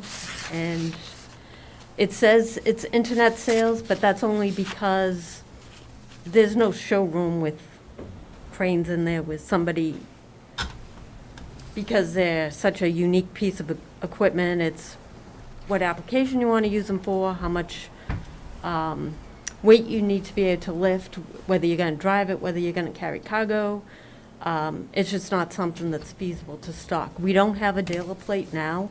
We are not interested in a dealer plate because it's not something that gets test driven, so there would be no need for us to have a dealer plate. That's why it's applied as a internet. We do have an office, we do have space, we own another company on the property that does repairs. So we have a service facility, which is also a requirement that we have to be able to maintain these vehicles that are sold. You service them on site? Sometimes we also have 4 service trucks that, because we're a union company, we do a lot of work in Boston and stuff like that. So we're on the road a lot too. What does one of these cranes go for? Like $1 million. Yeah, I mean, the reason I make that point is because I'm familiar with the type of business you're discussing. Some might call it with their specs. You're not going to stock $100 million cranes on site and that they can come in and kick the tires on. Unfortunately, I don't have the Right. the funding to do that. It makes perfect sense. You design them to their specs, you give them a price. When they say yes, you order them. Right, Right. right. And so the order's that's done what it online. means, Yeah. Yeah, got it. It's not like I'm selling a used crane from Omaha or something, you Right. know? It's like I'm selling a legit product that's being built to spec. And they come into the ports, the Tadanos do, they come from Germany or Japan, and then we truck them to the customer from the port. Yep. They're located as a business zone. You're in a Yes. business zone Yeah, now. we're down by Aggregate. Yes. You said that you've sold cranes before at this site and under an Well, I existing have my license? office in Newton still, but we Okay. bought the property in Chelmsford in 2020. So now we're just trying to transfer. So it was at a everything. different location? Yes. Okay, thank you. Any other questions?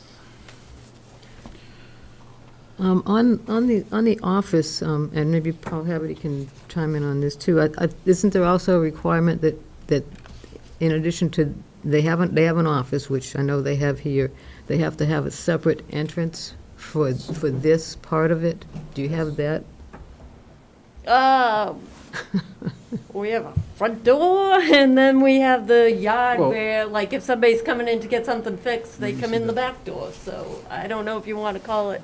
So hold on one second, just on the front door separate entrance, that was my understanding that when the state police go in and they're gonna give a dealer's license and RMV plates and all that, the business, like, you can't have a repair shop and a dealership. There's gotta be a separate area with a separate door, and the That's what dealership's they gotta have. be separate.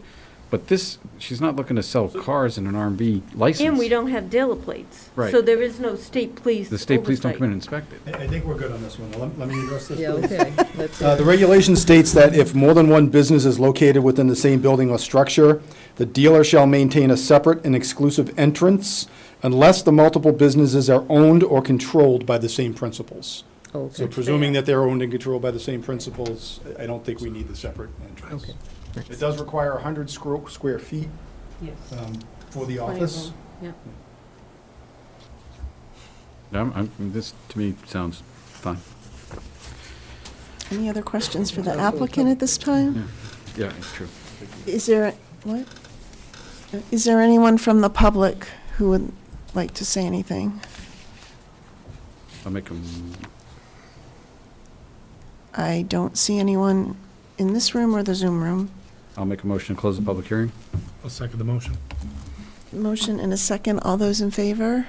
Aye. Aye, 5-0.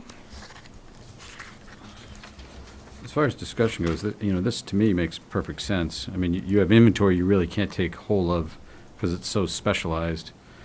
The bill for each one of these builds is over $1 million. So to me, what she just described, I don't know how you do it any other way. Any other comments?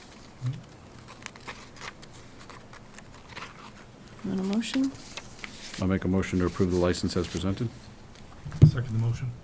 We have a motion and a second. Any more discussion? All those in favor? Aye. Aye, 5-0. Good luck. Welcome Thank to you very Chelmsford. much. Ribbon cutting. Okay, next up, we have the transfer of the Class 1 auto dealer license for Moms North Chelmsford. Hello. Good evening. My name is Adam LaGrassa. I'm an attorney at Nicosia and Associates over in Tingsboro. I represent the applicant, Moms Middlesex LLC. So this is an application for a transfer of the license currently held by Route 3A Power Sports. Moms recently closed on a transaction to purchase that business. So it's really just a straight transfer. There's no change in the operation of the business.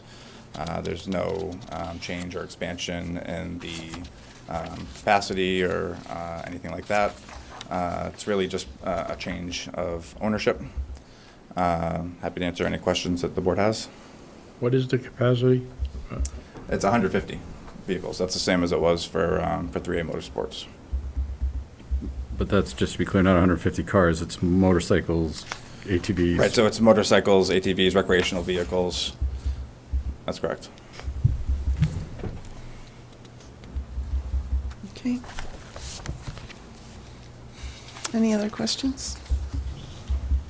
I do want, it said that, have you ever applied for a licensed secondhand motor vehicles? You said that in progress in Tingsboro?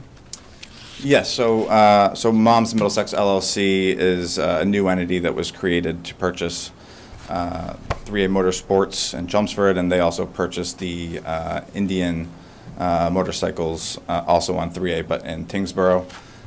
So we're also about to go through this same process in Tingsboro to transfer that license as well. Is there intention to combine those? No, they'll be run as separate entities. And I'll say that Moms is they've been in business since 1973. They've owned numerous other dealerships in Massachusetts and Foxborough, Boston, as well as dealerships in New Hampshire. So this is basically just an expansion of the dealerships that they currently own in this area. Any other questions? I'll make a motion to, oh, you want to ask the public? or do It's we- not a public There's no hearing. public hearing. Okay. I'll make a motion to approve the license as presented. I'll second the motion. Motion and a second. Any more discussion? All those in favor? Aye. Aye, 5-0. Good luck. Thank you very much. Thank you. Good evening. Yep. Okay, that brings us to the use of 54 Richardson Road.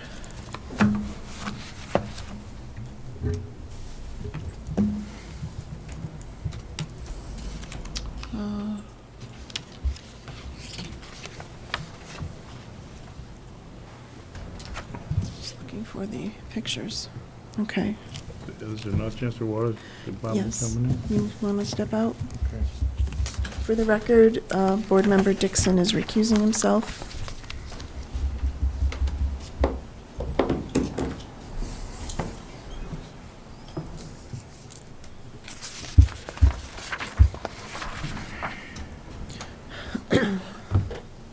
So, this is on the agenda because it came up after our last meeting, and there were some questions about the use of the site and some of the materials that were put on the site last week, Paul? I believe it was last week, yes. And I know that you've also talked to our licensed site professional, Paul McKinley, and so why don't we go ahead and get the input from that? Yeah, Paul McKinley's on the call this evening as requested. The materials that were brought over there were from the work that's taking place of screening of loam over at Roberts Field as part of the field construction over there. Primarily, that's where most of the material came. And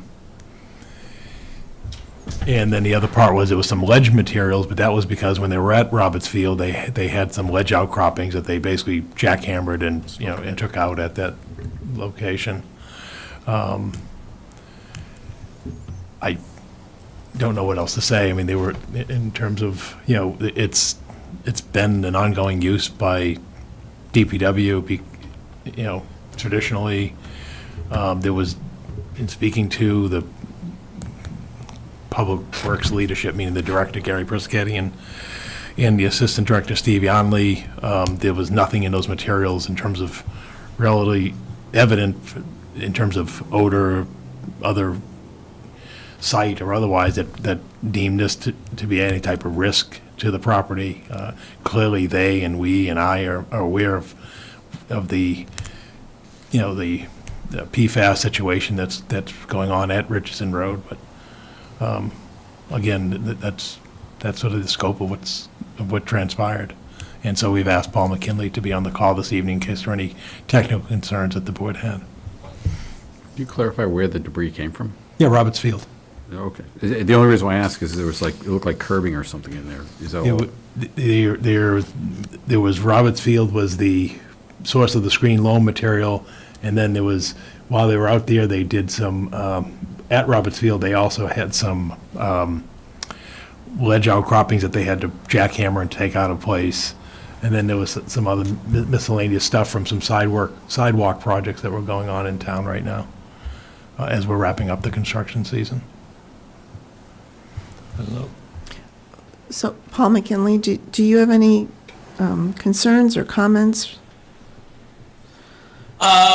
No, I mean, just briefly, I will say that, as part of our IRA, like the immediate response action, as part of our investigation of the sources, the DPW operations were noted, and that being, the management of material, could be a source of PFAS. In this instance, this material, in talking with the DPW representation, it sounds like the site history wouldn't pose an overly, I guess, a concern for PFAS. But that being said, you never know if PFAS is present or not. But I will say that we do have data as concerns with the operations of the DPW. We do have our well network in place. We are collecting data, and so if the DPW operations did represent or mobilize a source of PFAS, that is something that we will detect, and we are addressing, as we discussed in the last meeting, through our remediation system, which we're in the throes of,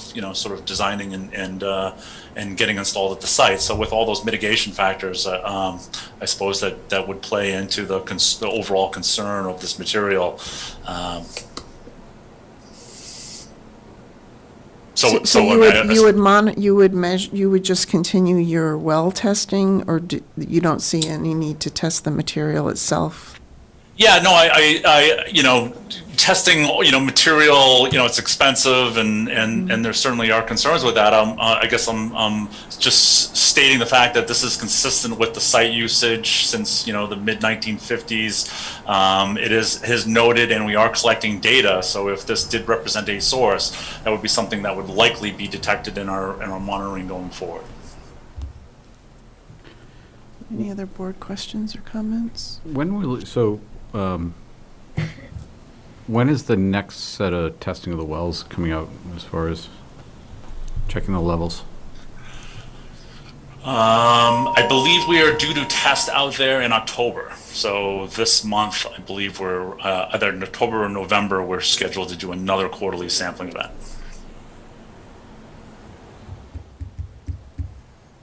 Paul, you mentioned something about using tarps. Yeah, in other words, if there was a material of concern, well, one is, given what's going on over there, we wouldn't bring it there. But if there was even a moderate concern, we'd use tarps. And even that's a suggestion that Paul basically echoes as well. Is, if there's anything that's suspect, first thing, don't bring it there because of the concerns of PFAS. But if for whatever reason that we had no alternative, we would use tarps. But I think if there was any material of concern, most likely we would look towards another location. But the first thing you do is you test it before you left the site, quite frankly. If there was any type of a concern in terms of something that was, presented a hazard, you wouldn't bring it in there. But if you did, then, like I said, if there's any moderate concern or minor concern, then you'd probably use tarps just to make sure that you're not putting anything into the groundwater. Even if we have no concern, should we err on the side of caution and use tarps until we get our arms around this issue and get it under control? Just to not introduce something new to the, But if you look at the volume of materials, we're going to be looking at some type of, unfortunately, we're at the end of the construction season. But in a did normal. you say unfortunately?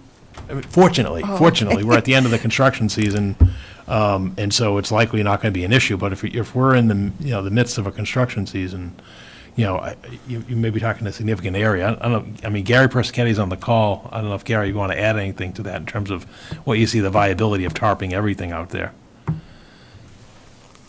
Can you hear me now? Yeah. Oh, I'm sorry. Good evening, Gary Persichetti, DPW Director. I just want to bring forward for us that we have always been concerned with the site. I think you know that. I think we've done a pretty good job of cleaning it up. And I think at a meeting prior to this one, probably at least a couple of months ago, when we were having talks about the PFAS and stuff, we had stated how we have upped our storage at Alpha Road to help mitigate some of this, which we've done.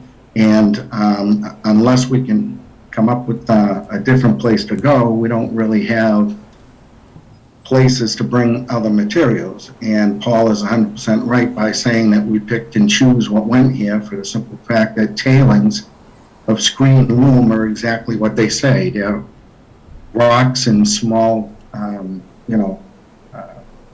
pebbles that are in the screen loom, along with some larger pieces that you don't want as your topsoil.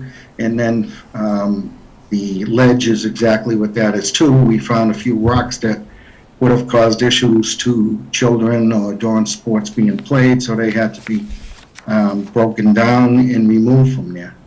And there is a little bit of material from two jobs that we're working on.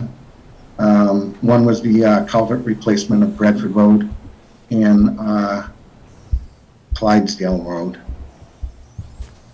Okay.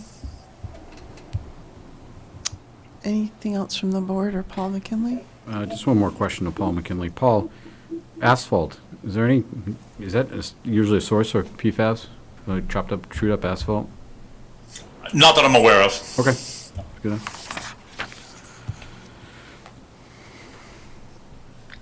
Okay. Bruce Harper? Yeah, Madam Chair, Bruce Harper from the North Chelmsford Ward District. I just got 2 points. You kind of addressed some of them, but I just want to know what safeguards are going to be implemented to avoid these outside sources of contaminants to be brought into the DPW yard and dog park.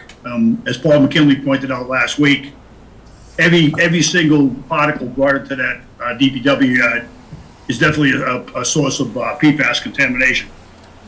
I would consider, since PFAS is odorless, you can't tell by looking at it if there's PFAS present or not, that whatever materials brought in that yard should be pre-tested for PFAS. I do it, we have to do it, we do soil PFAS testing as we speak. All the stuff that we bring into our, across the street is tested for PFAS. That's one point, and I think it should be tested for the, procedures to be put in place, and I think it's gotta be enforced. That's one point. The second point is, Mr. Chairman, I have concerns on the water quality when the pump treat and re-injection into the aquifer is designed, because as you know, Richardson Road has very elevated chlorides and sodium, and they're going to be re-injecting these waters or discharge back into the aquifer closer to the recharge of the North Chelmsford Water District. I just want to make sure that Paul's taking into consideration the high sodium and chloride concentrations in the existing groundwater. That's my 2 points. So the re-injection point, I'm going to ask Paul McKinley to take under consideration as he finalizes his submission to the DEP, because that is not on our agenda this evening. So I guess the other comment, and I had a similar question, are there any procedures or protocols, Paul or Gary, or just communication and coordination, just kind of given where we are right now, that if we're going to use, so that we don't, there aren't surprise, the water department, for example, doesn't feel surprised because they see piles there. Now, granted, we don't it's our land, right? But I'm just wondering, is there something that we just need to put in place, at least until we get through the main part of this, in terms of coordination or any procedure, protocol? Well, as I said, given that we're in October, we really won't resume construction activities till April in the spring, and by then the treatment system should be operational, as Paul McKinley described at the last meeting. It's going to take some time, though, to know that the treatment for that the levels to start dissipating, right? Right, we'll know as the data goes forward, that's correct. But I still think you need a process, because come the spring, you don't want to be trucking in material, dropping it, and what if there is more whatever in it, and it then has to leach down, and we're paying to clean it up through the... Well, then we have to leave the site. I mean, we can't have guarantees. As we said, we're mindful of what we're doing. Gary just spoke to that. But this PFAS is everywhere. There was a story today that every lake in the Cape had PFAS in it. You know, I mean, it's just, I don't know how you can operate. I'm not saying you can't use the site, I'm just saying, is there a process in place? But how can we? Have a process?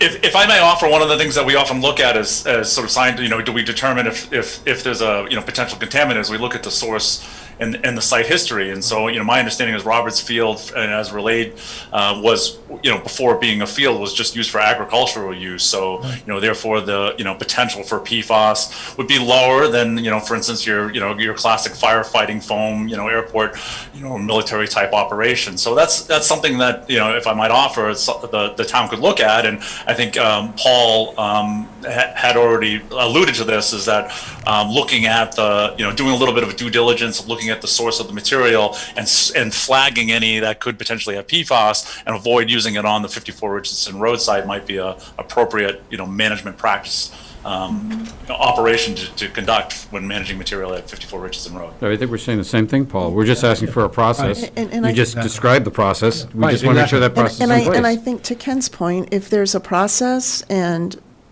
everybody's on board with it, we may have fewer meetings like this. Right. Because it's all being handled through a process offline, and folks are comfortable with what's going on there.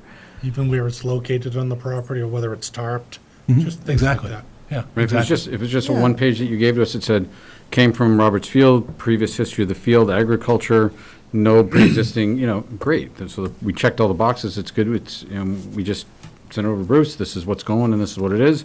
But if it comes back that we're digging up an old commercial site that used to house a manufacturing company that made... Right, but we're not gonna be doing this. Right, that's what I'm saying. Then that wouldn't go there, right? Right. But there's a process to say, no, that got sent out. And I think we're just looking for transparency to know. Well, we were, but as Virginia knows, we were chasing down another rumor that turned out the material wasn't even going to the site, because the water district claimed that we were taking material and bringing it onto the site from another location up in North Chelmsford, and it wasn't the case. That's what I'm saying. So I don't know how we effectively do this, where we're not chasing ourselves in the tail. I'm not going to ask the DPW director to give me daily updates on what's going in and out of, their trucks every day. I just don't think that's reasonable. I just think But they're right. all Ken's saying is, as it pertains to, the other thing would be irrelevant, okay? It was a misinterpretation. But all Ken's saying is, as it relates to this site, if there's some process that we're comfortable with, that, Paul McKinley's comfortable with, you're comfortable with, the water department's comfortable with, and it wouldn't take that much effort to just say, look, here's the history of the site, or we just decided as an extra precaution, we're putting tarps down in April, or whatever, then, operations go on without it having to come here because somebody didn't know what was happening, and it's just... But it never would have came here if they had came to us, Virginia, and I think that's the frustrating part. Well, is okay, they didn't so contact Bruce is on the They didn't line. contact the DPW director, they didn't contact me, and then it came here. And then I think that's the frustrating part. I'm willing to provide this board with monthly updates. So let me during the ask, okay, so let me ask the water department, what do you need in order to be able to work this with the town without everything coming in front of the board? We need transparency and honesty. That's what we need. Can I make one point to Virginia? But Bruce, I don't want to start accusing people of things, but just tell me, what was, the town put material here from Roberts Field. Right, and Roberts Field is right next to a fire station, which is next to a pond, and the fire station is a source of PFAS. Okay. Just to make the point, it made it agricultural, but it also could have been part of PFAS. Firefighting foams have been used in this town in the past. It's not like it's abuts a fire department. So to say it's strictly agricultural is not true. I don't know how to respond to that. We've got a fire. And as we've got far as fire the product that vehicles went from Princeton that Drive, I was now. told by the contractor some of that materials went to the Chelmsford DPW. 25 yards went out of there, and not all of it went to Roberts Field. And I was told by the contractor that was at Princeton Drive. And I think the concern is when he was told that, he didn't come to the DPW director or me. He went to the board. And then that's why it's here. And all I'm saying is it'd be much more effective and a better use of the No, board's he volunteer time. he went to you. It was in the email was to you. We happened to be copied on it. Exactly. I'm so sorry. Okay, all right. I addressed Paul, you're right, Virginia.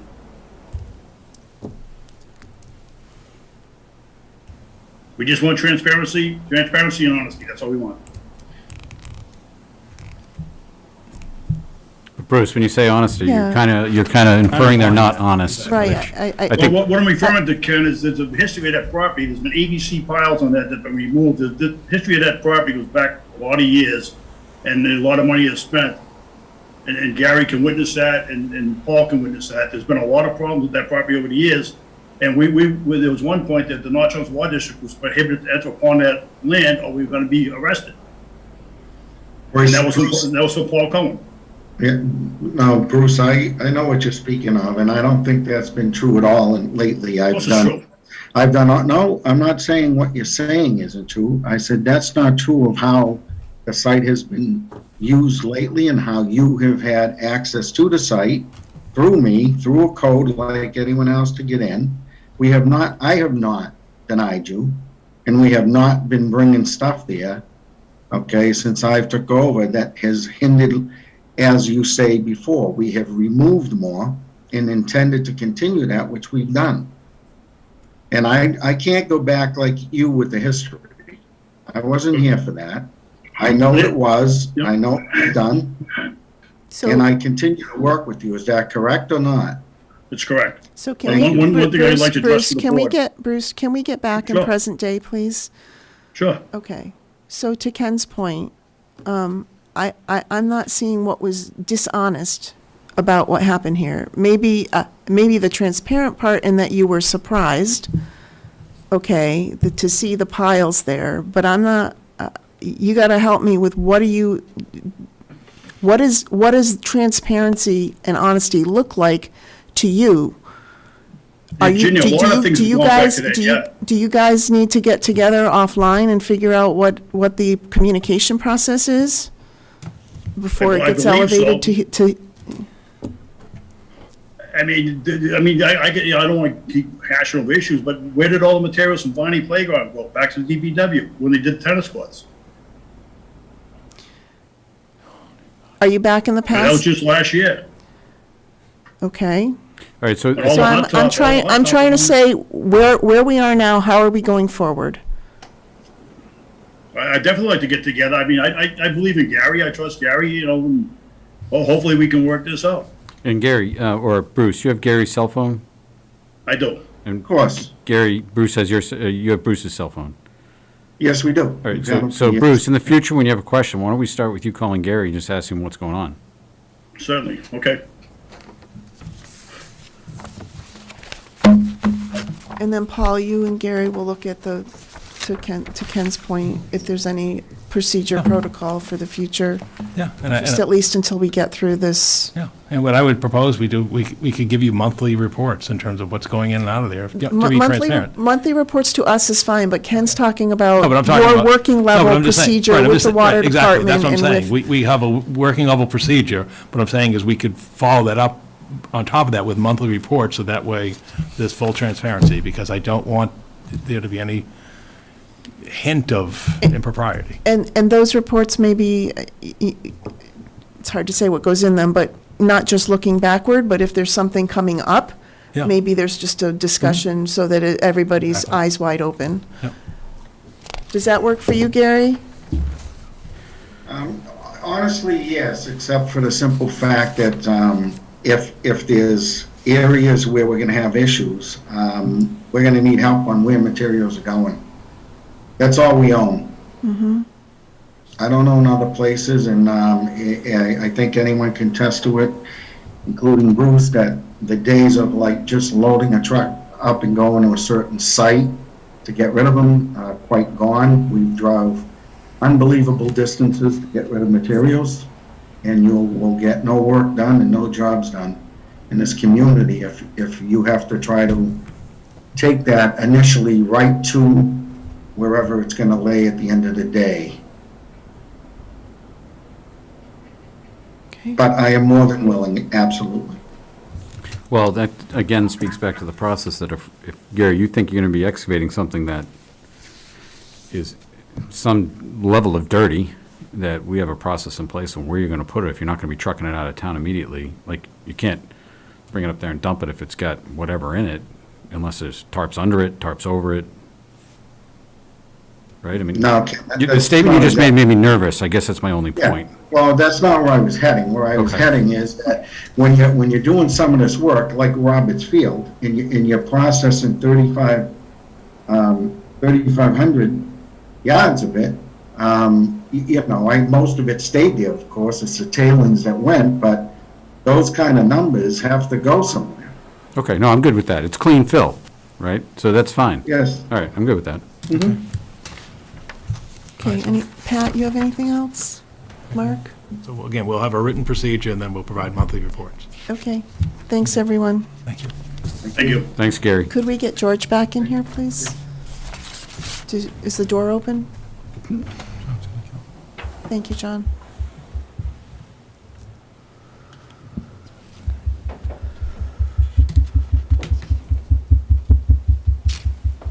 Okay, for the record, Board Member Dixon is rejoining the meeting. Paul, next up, we have the air quality testing.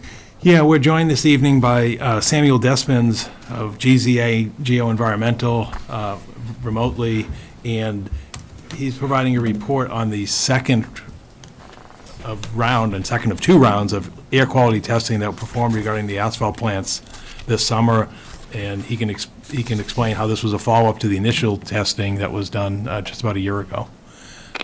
Good evening, Sam. Welcome, Sam. Thank you, and I have thank your you. slides up. Okay, yes, thank you, and I'll just dictate when to switch, if that's best. Yep.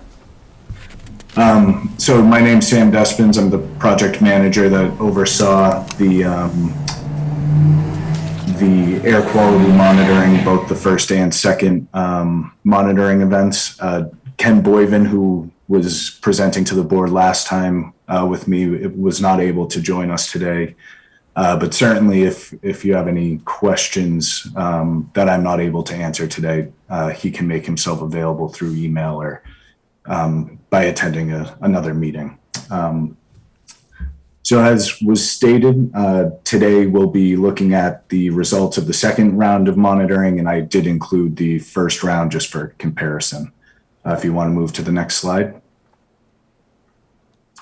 As a general reminder of what we were evaluating, we conducted monitoring at 7 sampling locations surrounding the 2 asphalt plants, either within the town limits or right over the border.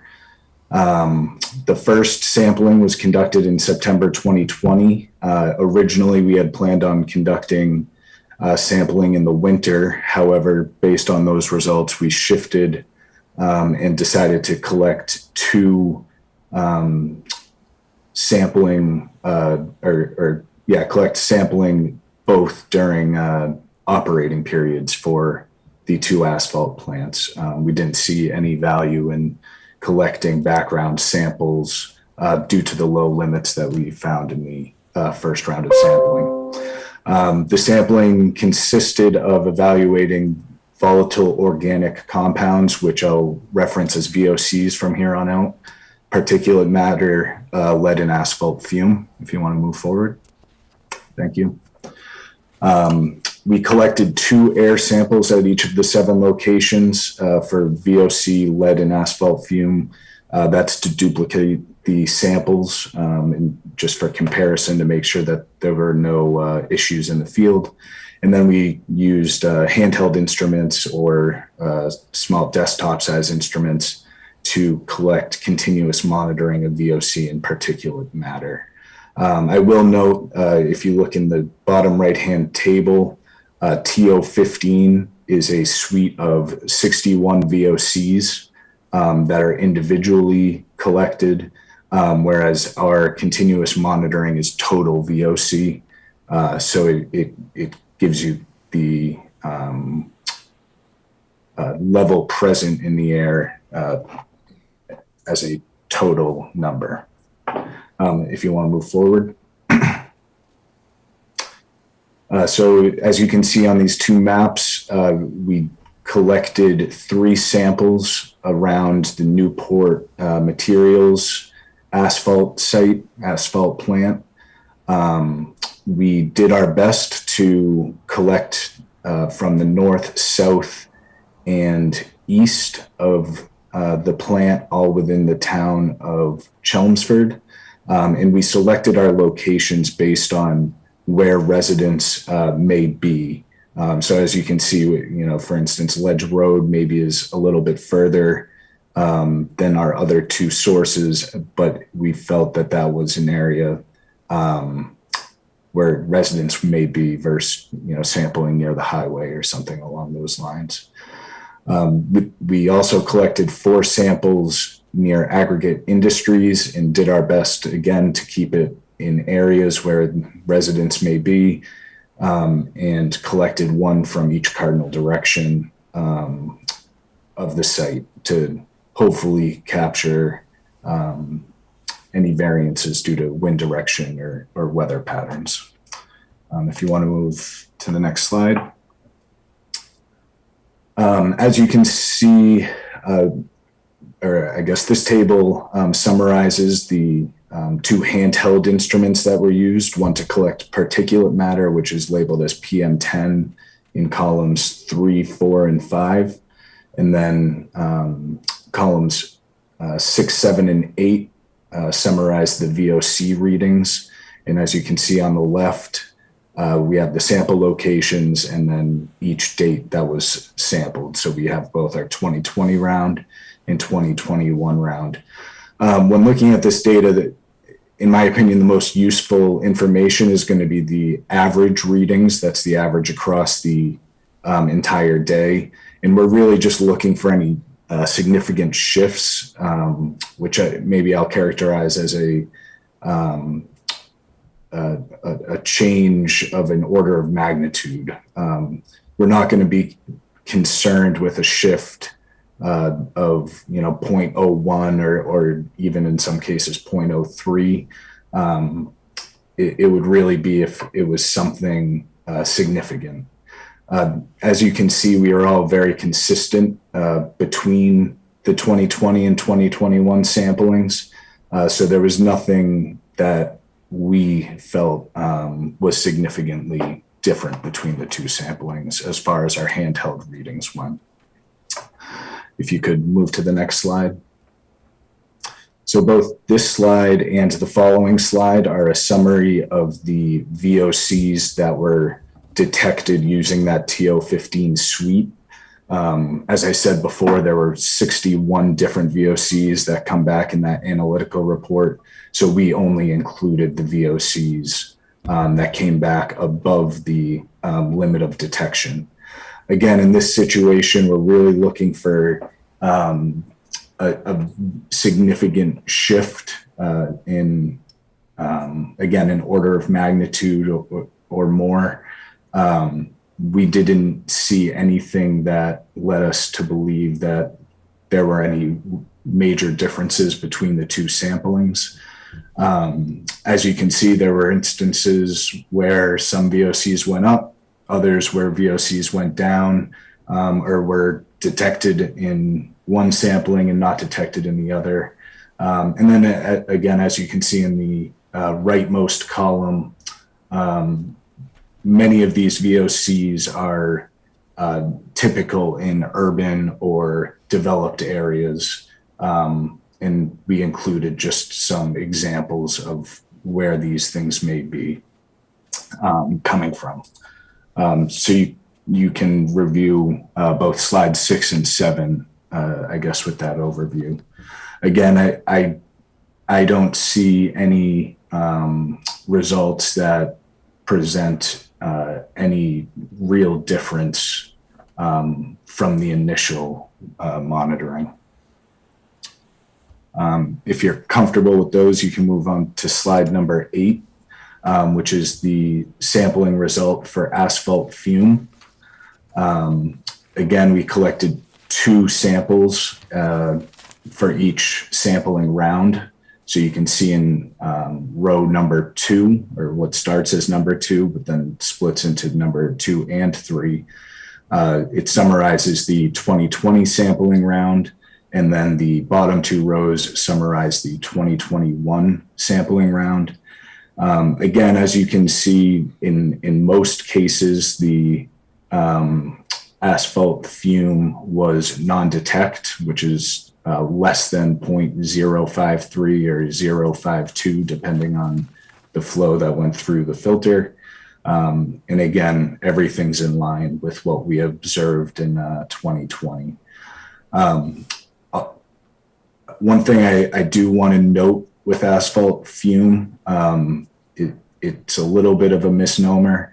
It does not directly detect asphalt fume, but it's considered representative of polycyclic aromatic hydrocarbons, or PAHs, as a measurement of total particulate in the benzene soluble fraction. So just because we get a result that is using this asphalt fume method, it doesn't indicate that asphalt is definitively where this is coming from. And again, we provide in the 3rd bullet point a few potential sources of where it may be coming from, in addition to asphalt, such as motor vehicle exhaust, cigarette smoke, wood smoke, and then grills. And so I guess if you want to move to your next slide, I'll just wrap it up again and say that Can I ask a question on this one? Sure. So you have a couple numbers that are bolded. Is there any significance to that? I mean, I can see there where there was an increase over the previous one, but what is the bold? There's a couple that are bolded on Ledge Road and one that's bolded on Chelmsford Commons. Yep. So the bolded numbers only indicate that it was identified, or the result was above the laboratory detection limit. So with any of these laboratory limits, there is a point where the concentration is below what they can definitively quantify. So by it not having the less than sign, and in this case being bolded, it just indicates that it was the limit they, or the concentration they were able to detect. Thank you. And I will say, in this case, we actually saw a decrease in all of the monitoring. I guess Ledge Road is maybe a little bit difficult to review, but the first time around we did have one of our duplicate samples at 0.089. This time around, we are very consistent in the 0.06 range with both samples. So again, very, very consistent. In this case, it primarily dropped both at Ledge Road and Chelmsford Commons.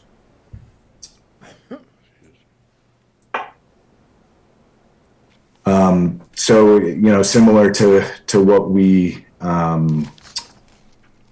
reported back last time, the detected PAHs and VOCs were detected in concentrations that we view as typical for developed and urban areas. We're basing this off published data and ambient air studies that we reviewed as part of our first round of sampling.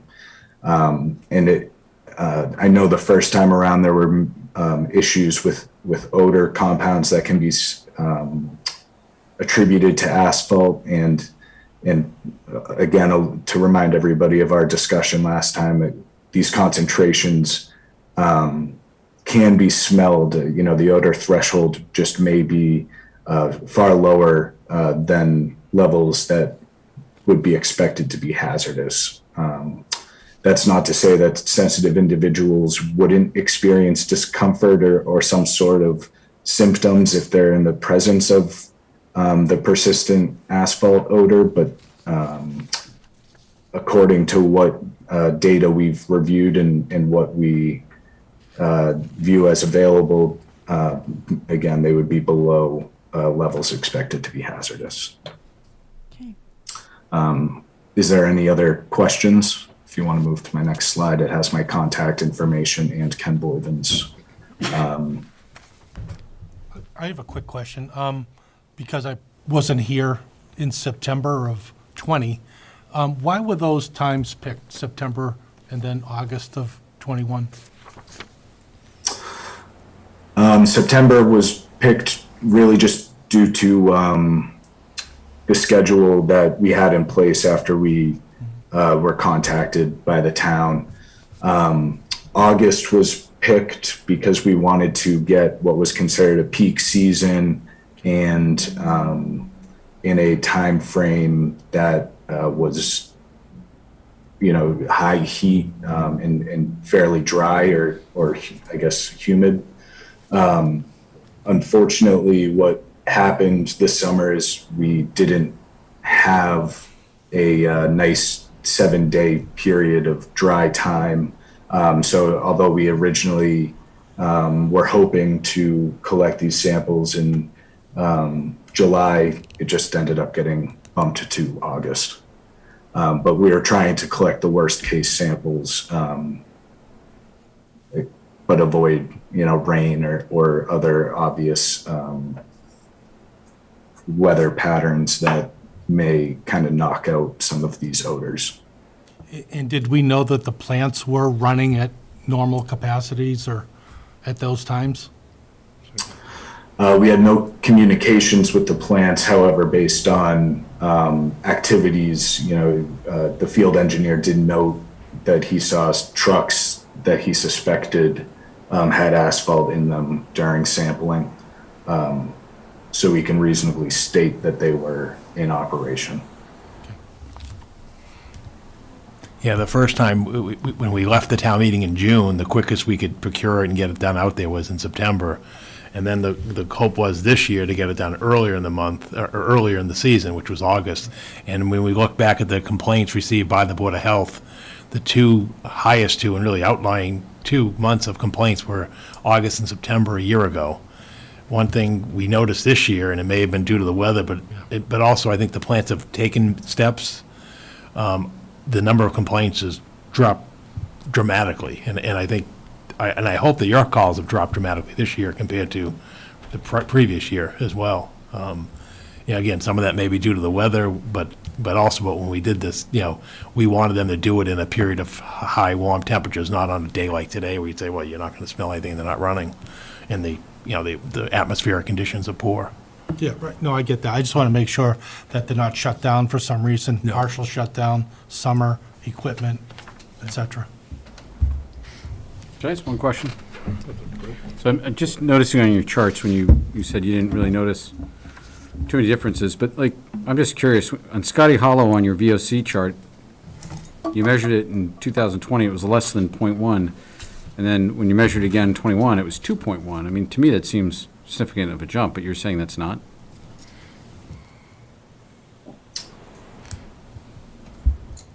It's on your page 5. On page 5.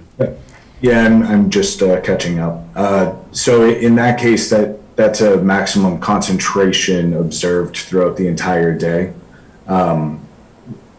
It's very difficult to understand what may have caused the instrument to spike. So again, when I'm looking at this data, what I would focus on is that the average throughout the entire sampling, which is approximately 8 hours, the instrument averaged either less than 0.1 or even with that spike of 2.1, it really averaged at 0.2 throughout the entire day. So that would lead to me to indicate, or that would lead me to believe that a result of 2.1 was some sort of instantaneous spike, which could be attributed to vehicle traffic. You know, I understand Scotty Hollow's a condominium. If they were, you know, even something as simple as the trash was being picked up that day, you could see some sort of a spike in contaminants. Is that the same? Would respond. Is that the same that's true on page 6, like acetone went from 2.9 to 6.6? Is that? No, in this case, this is a time-weighted sample, so it is indicative of the concentration throughout the entire day. But I will indicate that we're at the part per billion level, and acetone is a pretty common product. So it wasn't a jump that we initially felt was an issue, and I'll return to the project team to take a look at that, but I suspect that we would feel again that without this order of magnitude difference, we're going to be fairly comfortable with that result.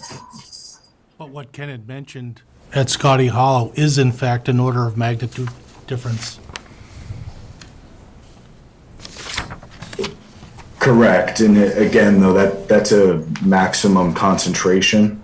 That is a instantaneous reading from a handheld unit. So that odor or that VOC concentration could have been a matter of seconds, and the machine picked it up and logged it as its max for the entire day. If you average it out throughout the entire day, though, the full day-long reading, which is that rightmost column, it is in fact very similar, even with that spike, which indicates that throughout the entire day, conditions were very similar for both sampling events. Excuse me, could the truck traffic from the aggregate spike that up as well? Is it the same odor, same, you know, byproduct? Yes, both the asphalt and the, you know, any sort of combustion source would result in VOC emissions. Yeah, because but they're very common, so I wouldn't want to attribute it to an individual source. because Scotty Hollow was very close to the aggregate operation, as you know, and then so it's really, you're really getting both. You know, you're getting the asphalt plant and the fumes from they get maybe 150 trucks a day going in and out of there. You're talking about the quarry trucks? The aggregate one, right, which is very close to Scotty Hollow. That's the only reason I brought it He's up. not talking about Aggregate Industries, the other asphalt plant. He's talking about in the vicinity of the product, Newport Materials asphalt plant. There are several quarries. Ledge Road. Yeah. Yes, yeah, and I think it is Ledge Road that has access to those quarries near the Newport Materials plant, right? That's what we're talking about. And I understand that the proximity may make it seem like that would be an obvious source, but again, I'll point to the average, and I guess if we stop comparing Scotty Hollow to Scotty Hollow, but in fact compare it to the other sites, even without that 2.1 site spike, these other sites also had 0.3 in several instances, ppm averaged throughout the day. So it's difficult to really attribute it to any one source in this case. Thank you. Sam, the residents on Ledge Road have reported several times that one of the industries up there was out there watering the road, would that have any effect on your testing? I don't see why it would have an effect for any of the volatile components. It could have a minor effect on the particulate matter. Obviously, water is used as a dust suppression, but for the purposes of what we were looking for, I don't see why watering the road would have an effect on the VOC concentrations or anything like that. Thank you. Any other questions? Okay, thank you, Sam. Yeah, thank you. Paul? Yeah, next on, we have Jarrett Temple on behalf of Aggregate Industries, and he's here to discuss and provide information regarding a storage license increase. This was originally intended to be a public hearing this evening. However, the newspaper, the circulation, in this case, the Lowell Sun, failed to publish the advertisement as directed, and they basically published it in a sister publication in error. So we thought that given that abutters were provided with legal notice and that we'll reschedule that hearing, and we thank the board for scheduling a special meeting to do this license application, which will be renoticed. We thought it'd be helpful, to have a presentation of information this evening. Just the more information we get out and the sooner we get it out, we think is, it better serves everyone. So I'll turn it over to you, Jarrett, this evening. Good evening. Good evening. Thank you. My name is Jarrett Temple. I'm the regional manager for environmental and land with Aggregate Industries. I come before you tonight as part of the process to update our land license for the storage of flammables at our asphalt plant at 16 Oak Street. Again, thank you for accommodating me. It was it's kind of funny how that happens, right? I mean, it's just human error. But again, we appreciate the opportunity to come in front of you, explain what we're looking to do there, the what and the why, and field some questions. And I understand that I don't think a vote can happen tonight. That'll happen at a special meeting later on this month. But I'm happy to answer questions and explain what we're doing there and why it makes sense. So the application for this runs through the State Fire Marshal's office. And as part of that process, we come in front of you to explain what we're doing. The permit was initially issued in 1969, and it's been updated twice since then, once in 1985 and again in 2005. And I'm here again tonight in trending fashion, 16 years later, to ask for another amendment to this license. Presently, we have a land license that accommodates 71,000 gallons of liquid flammable storage. 53,000 gallons of that is liquid asphalt. It's the main component of our product there, which is asphalt. And another 18,000 of light oil. The difference in what we're asking for, I'll explain a little bit further down the line here. But our application will be looking for an additional amount of storage to 85,000 tons, or excuse me, 85,000 gallons. Presently, what we have there are two 15,000 gallon asphalt cement tanks, a 20,000 gallon asphalt cement tank, a 3,000 gallon emulsion tank, a 15,000 gallon spec oil tank, and 3,000 gallon diesel tank. I appreciate your patience as I got through that. What we're looking to do here is replace the 15,000 gallon spec oil tank, which has historically been used to fuel the plant. We've moved to 100% natural gas. It makes more sense economically and from an emissions perspective, certainly more environmentally friendly. So that tank has just been dead space in our tank farm for years now. And we're looking to replace that with an additional asphalt cement tank. The interesting part here is when we ordered 15,000 gallon tanks, we've come to find out that the manufacturer only makes them in 17,000 gallons. So when we submitted our license to, or our application, excuse me, to the State Fire Marshal's office, we kind of collaborated, and they recommended that we ask for a buffer just to prevent this from happening in the future. Manufacturers are always changing their specs. And, down the line, if we're looking to make another change, something this small wouldn't need a whole process to get it amended. Because really what we're looking for is the difference of 4,000 gallons of storage. It's just in different material.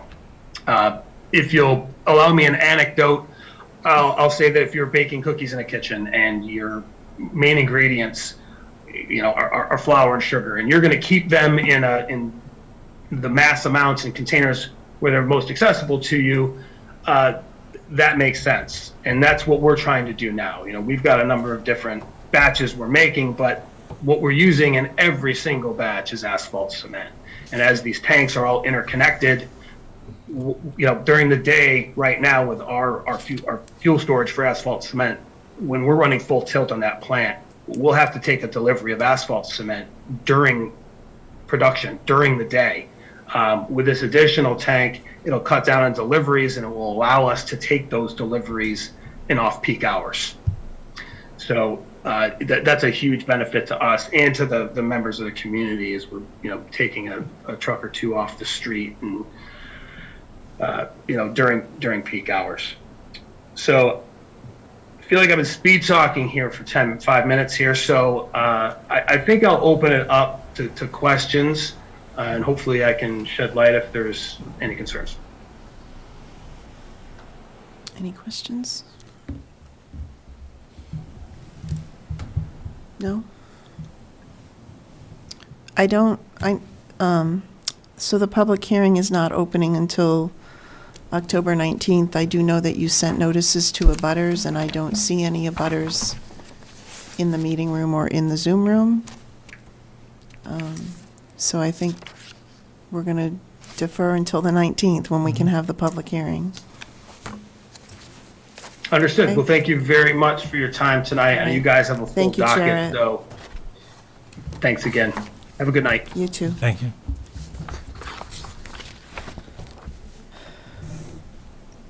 Okay, Paul? Yeah, next under reports presentation, Finance Director John Souza is here in the room this evening. He's providing a report on the $5.29 million bond sale that occurred last Wednesday, and he's got great news. Good evening, Madam Chair, members of the board, Town Manager. I'm pleased to report that last Wednesday we had a successful auction. We received bids from 9 registered bidders for $5.29 million of municipal bonds. The low bidder, as you saw in the bid results that I provided the board, was Fidelity Capital Markets of Boston, with a total interest cost of 0.906482. Our bonds were well received in the market. As you can see, we received a very favorable rate. It was actually under 1%. The bond proceeds will be used to finance the following projects that were authorized by town meeting back in June. These include the fiscal year 22 capital improvement plan, the stormwater culvert replacement on Dunshire Drive, the stormwater Vector truck, and the sewer Vector truck and sewer utility truck that were approved. About a week before the bond sale, Standard & Poor's issued a new rating report where they affirmed the town's bond rating at AA+, and also said provided a stable outlook for the community. And Bond Council has prepared the, I know it's a very detailed motion for the board to approve the sale, which I provided to you earlier today. Respectfully, I ask the board to vote the motion as prepared to approve the sale of our bonds to the low bidder, Fidelity Capital Markets. Any questions? I'll take a motion. So we don't have to read the whole No, I was going to suggest some wording we've used in the past is something to the effect that I make a motion to approve the sale of general obligation municipal purpose loan of 2021 Series B bonds of the town dated October 13th, 2021 as presented. If the board's comfortable with that, I can, and that way that would save reading the 2+ pages, but I can. So moved. Thanks, John. I kind of thought Mark was doing it because his clerk's name was on the first piece, so that's fine. I'll make a motion to approve the sale of general obligation municipal purpose loan of 2021 Series B bonds of the town dated October 13th, 2021 as presented. I'll second it. Any further discussion? Just, I will make one comment. I love the way you guys do this, the fact they bid on the lowest interest rate wins. I mean, what a win for the town to get it at that interest rate. I mean, so. Thank you. Yeah, we're very, a little bit surprised that it was so low, but we were very happy. Now, I wasn't. What we're seeing right now, what we're seeing in our bond inventories are low, right? So, great job. All those in favor? Aye. Aye, 5-0. Thank you, John. Thank you, everyone. Thanks for your help with the wording. And next, we have Business Development Director Lisa Maroney to provide her quarterly business development update. Hi, Lisa. Thank you, Paul. Good evening. Good evening, Madam Chair and Select Board members. I'm pleased to present my quarterly update with some high-level information. Page it down. Just a brief agenda here on the topics that I'll be presenting. I'm not going to, read line by line for you. You kind of know what I've been up to, but next slide, please.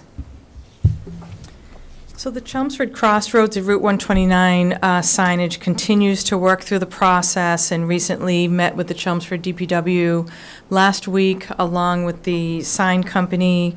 We are working on setbacks for 2 locations. The obvious sites for signage have been incredibly challenging, I'll say, for the lack of power in certain areas out in the corridor. So we've redesigned the sign to no longer need electricity or power, and this is an image of the new design here. So this new design allows us to expedite and finalize installation details. It also, because it is no longer requiring power, we now are afforded extra funding to do 2 master signs at each end of Route 129, which is Billricker Road. This slide shows we're still very much interested in the intersection of Mill Road and Billricker Road. Traffic island is a challenge, but we are still trying to focus on that, working in the path of least resistance for setbacks, and DPW is reviewing that and what's underground and things like that. I thought that it would be great to have another sign on the other end of Billricker Road where it becomes more concentrated in the business properties. So we're looking at that area across from 187 Billricker Road. Tried to provide an aerial photo there. It's on a wide curve, and there's a pull-off area on the side of the road that would really be great for a signage to let travelers and visitors and the workforce and everyone involved in that area to know that they're entering a business district. So that's the purpose of that slide. Again, because of removing the requirement for electricity, it does allow, the funding now allows for more signage, and working on this concept of a street sign topper, which further emphasizes the area of a business district that we'll see a map further in on my presentation, but really like this idea of a sign topper that creates that consistency of branding and marketing as people move around the business district. We'll be working on this in the major intersection areas, which we'll be talking about in the next slide. That's a neat idea. So as I mentioned, major intersections along Route 129, Billricker Road. I've got a listing of street names there that will be upgraded with the sign topper, double-sided sign, consistency on the logo. That was the point of all of this upon my hiring, to really create business attraction and retention in an area of places where businesses are wanting to locate, where there's some consistency out there. You can see by this photo that there's some different signs out there. The town is in the process of upgrading signs. So this sign topper will help us continue to push that project forward and upgrade all those signs using the brown sign with the town seal, the colored town seal, and then we'll add on the Chelmsford Crossroads double-sided sign to really create some consistency throughout the crossroads of 129. So even as you're moving off of the main thoroughfare of Bill Ricker Road, you'll feel that consistency that you're in a business district. This is our largest concentration of businesses, and most of our large corporations are in this area of town. Next slide. So this is during the pandemic, trying to figure out some creative ways on how to work forward on branding and marketing and promoting the Crossroads. And at the time, the Chelmsford High School a cappella group was going through some really exciting news of national awards and competitions. So I reached out to the choral director, and we talked about creating a musical jingle for my project in the Crossroads area. We collaborated on some lyrics, and proudly give credit here on my slide for the very talented members of the Crescendos and the Thursdays. So I couldn't get audio here on my slide, so I'm going to try to play this on my phone for you, so you can hear the jingle that we had made with the Chelmsford High School students. I hope this works.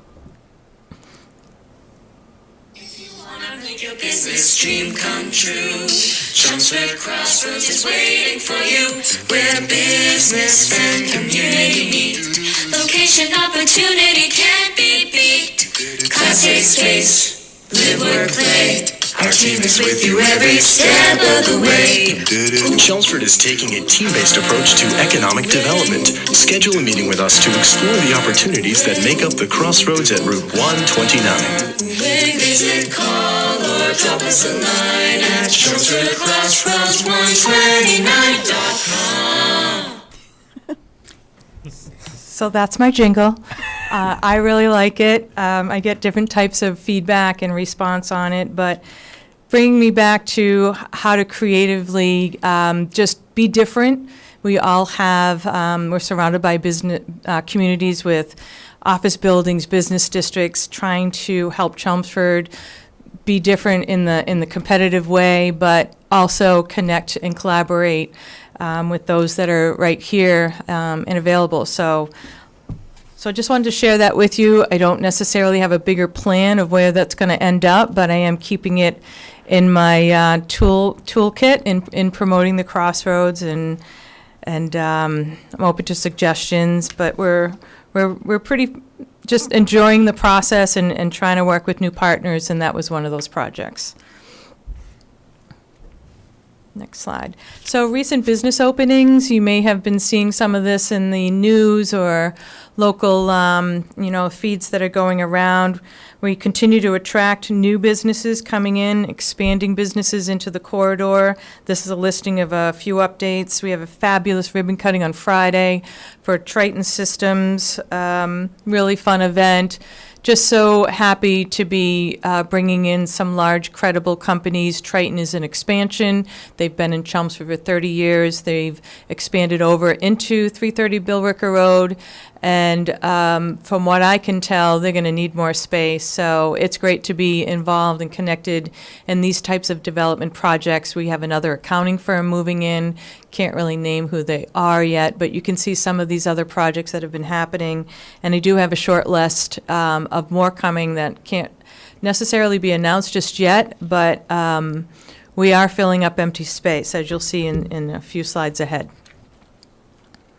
Next slide. So we went on a tour of UMass Lowell. I've really been trying to emphasize partnership of what's around us and the consistent message of workforce development and businesses needing talented labor, and that just further instills the economic cycle of them thriving and doing well. So workforce development is the highest priority, and this partnership with UMass Lowell is really important. We went on a tour, we saw all the laboratories, very technical. Couldn't take a lot of photos of those high-tech areas, but very impressive. Lots of available resources for R&D companies and others. So wanting to promote that as another layer of the Crossroads area as we're working on business attraction and retention, that's an important aspect of what we're trying to do here. And that tour also, is open to any businesses in Chelmsford that are curious to see what goes on there. You don't have to be a large global or corporate company to benefit from UMass Lowell as a partner, but we are going to be providing tours more consistently for new businesses moving in. They're perfectly happy to provide a tour for just one new company or a small group, but we'll be doing this more on an annual process. And similar work is happening with Middlesex 3 Coalition. I'm always open to conversations with others, the Vocs School, Valley Collaborative. I'm very connected with the high school. I have more exciting news coming about that for you. But trying to layer in ways on how Chelmsford, again, can promote themselves differently and better for business attraction to the area. Next slide. So I wanted to put this up just to kind of give you a idea of what the Crossroads area is. This is a map from CoStar that I created. I'll be showing you a listing of the available space, but this image shows you generally what the Crossroads at Route 129 area is. 600 acres, 150 businesses plus more. There's a lot going on out there, and looking to do more advocacy and promoting what's happening out there by connecting with more companies. We have some more good work coming forward, but just wanted to share this map to show you what area is encompassed when we talk about the Crossroads at Route 129. So I know this is a bit of an eye chart. I wanted to provide some important data. You probably can't decipher it more specifically, but you can see that the numbers are coming down on available space. And right now we're hovering around 600 or so thousand. It was up over 1 million at one time, which was a little bit scary, but we're getting there. And what you don't see on this chart is Riverneck Road, which was sold recently. It is still empty space, but it is under new ownership, which always is a good thing, I feel, because it infuses more money and private investment, and particularly in Riverneck, it's owned by the Davis Companies, which is really large influencer in the industry, so we're happy about that. But on this list is 150 Apollo, and that recently sold. That's now owned next door with 100 Apollo. So there's something going on at those two buildings that could be coming forward with some more exciting news. But if you look at this chart of the empty space that is still out there, a bulk of it is just in 3 buildings, 4 buildings. After that, we're just at a healthy level of vacant space that moves on the market. So I know that we have a significant serious user looking at 300 Billerica. I know that 270 Billerica has been looked at very closely by an investor. So we're getting close. I'm still pushing hard on it, still losing a little sleep at night, but we are bringing in businesses. We have a lot of good news to promote, and we're getting through it. I think the future months coming, just keep pushing on that package of business attraction and retention, and how Chelmsford can do better and differently with supporting our businesses and recruiting more businesses to come in. Listing of small business openings. I'm not sure how well you can see this listing, but I did try to put an update since I was here last in March, tried to put an update going forward. This is since March. And there's some annotations of home-based businesses and internet businesses that are coming in. But there are a good assortment of different varieties and different diversity of businesses, which is a great sign. I think if you move around town, you'll see that we don't have a lot of chronic empty storefronts. There is some adjustment happening. We're still feeling the effects of COVID, certainly. But we do have new small businesses opening, and you can see that also by the ribbon cutting. There's some that are too busy to have a ribbon cutting, which is a good thing. But I wanted to share this listing of some new small business openings with you as well.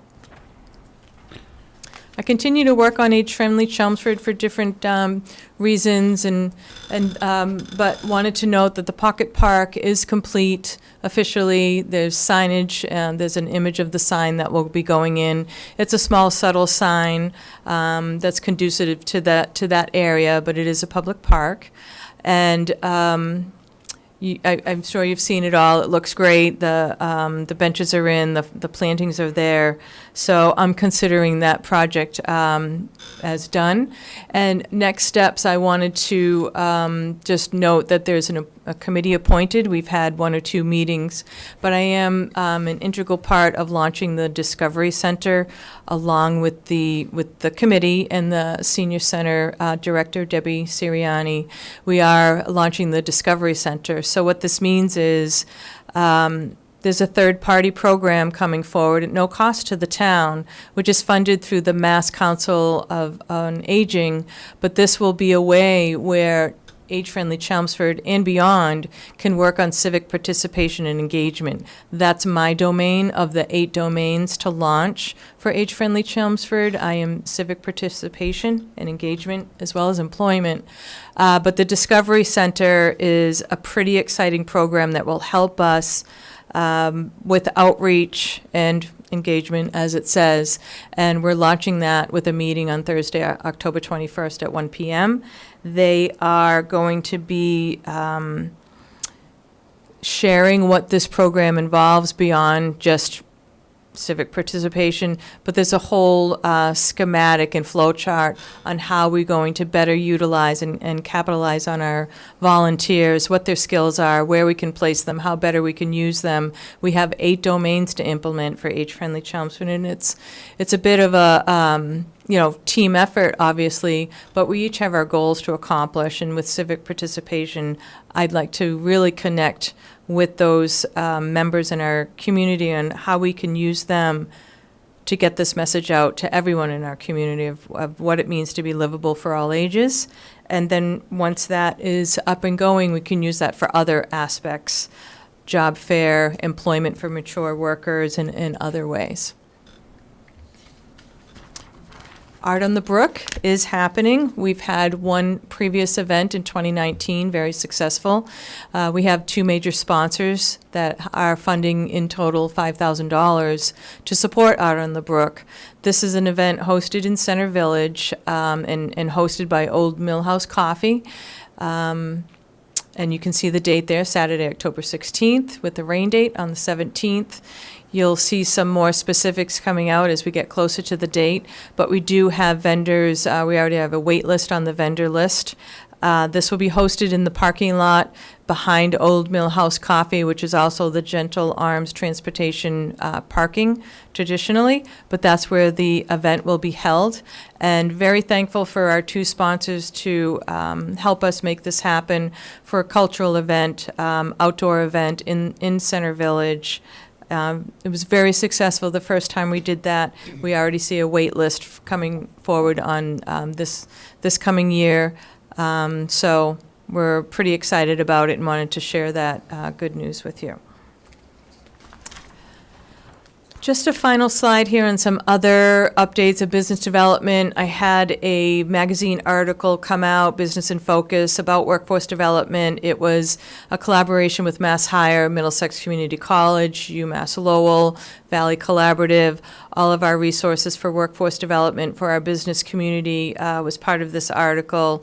I can share that with you aside from that long link there.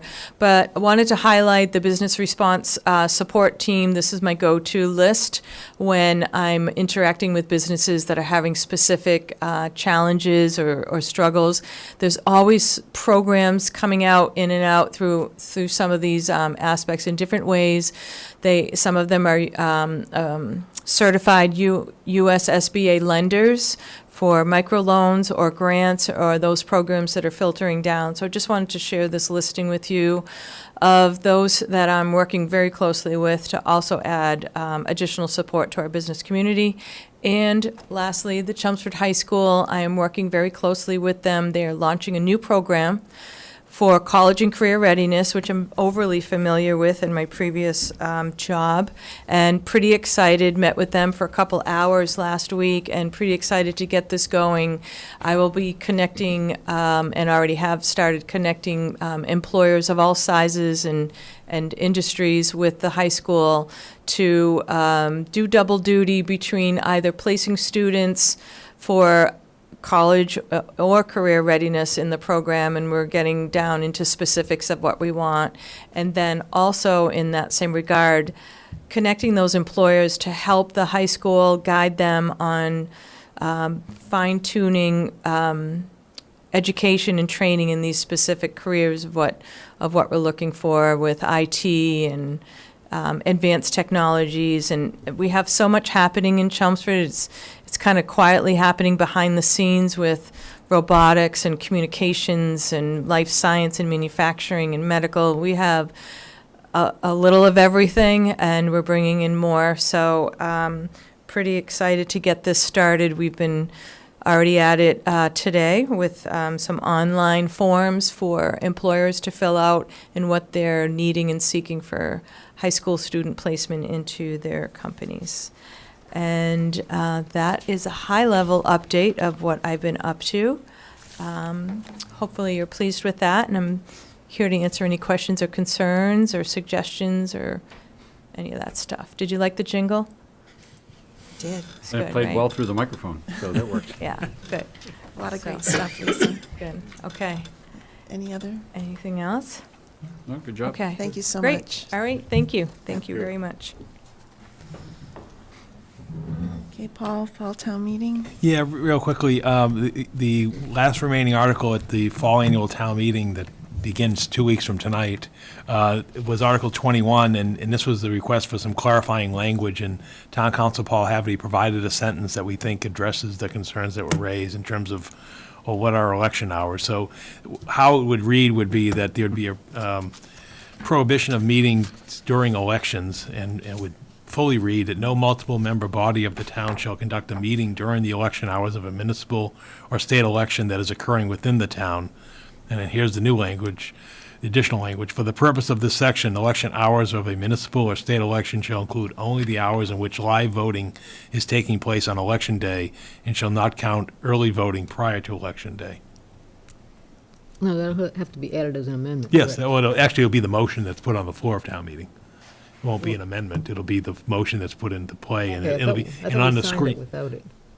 Yes, but that's where you add the words or any action related there too. So when we put it on the screen at the motion, it'll include this with the highlighted, underlined text. So that way it's clear, you know, that it's slightly altered from what was in the signed warrant. But we won't have to do we won't have to take a vote on an amendment to add that language. And finance voted on It's been presented to the finance committee. They haven't met yet.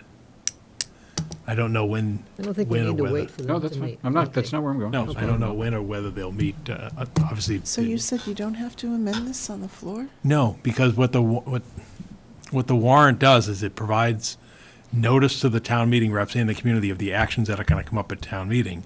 And if one looks at the warrant, it speaks to the subject matter of the motion, and it always has those words or any other action related thereto.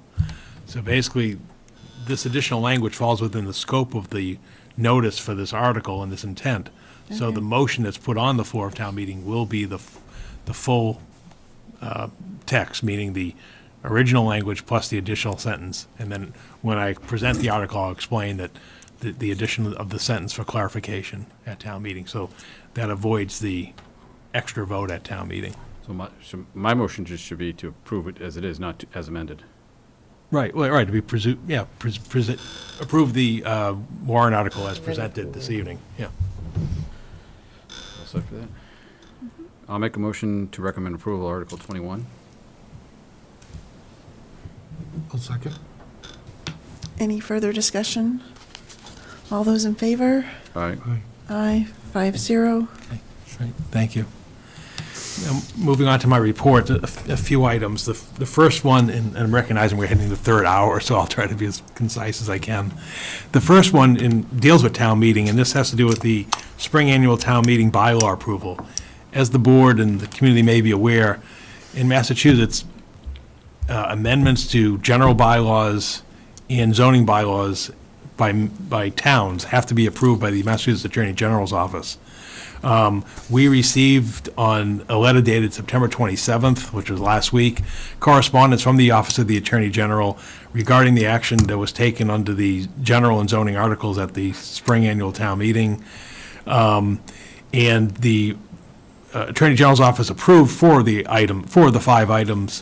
The one being the general bylaw to change the language of Board of Selectmen to Select Board. The second one was the stormwater management amendment. The third one was the grinder pump article, adding the language there. And then the final one was the village center overlay parking regulations that were amended under the zoning bylaw. Those were approved and they're posted by the town clerk's office. The fifth and final one, which was Article 30, which was the change of the language of Board of Selectmen to Select Board under the zoning bylaw, which was a separate motion from the general bylaw. There was a procedural defect in the adoption of that article. Basically, what it came down to is the planning board hearing notice was not published in the newspaper of general circulation in the town as required under the Mass General laws for all zoning warrant article bylaws. So basically what happens in this type of an instance of a procedural defect is the Attorney General's office institutes a procedure in which the notice is published in the newspaper of general circulation in the town, as well as being posted in the public places as required, like we post town meeting warrants. That has occurred, and if after 21 days there are no concerns raised by the posting and publication, then basically the town clerk provides an attestation to the Attorney General's office that the notice was provided by way of a newspaper publication and posting in a conspicuous place in the town hall. And then that notice then goes to the Attorney General's office, and if there's no concerns raised of misleading or otherwise prejudicial concerns, then the Attorney General's office resumes the action for formal approval of that article. So, It hadn't already passed the 90 days. It looks like it was just, it had to have been pretty darn close if it hadn't. well, that's what we said. They're very close to when they use their full allotment. But so what will happen is again, this has been published. I think it was last week, and in a couple weeks. Again, the only change was changing the words Board of Selectmen to Select Board in the zoning bylaw. So again, I'll report back late at the end of the month, hopefully that there's no concerns raised.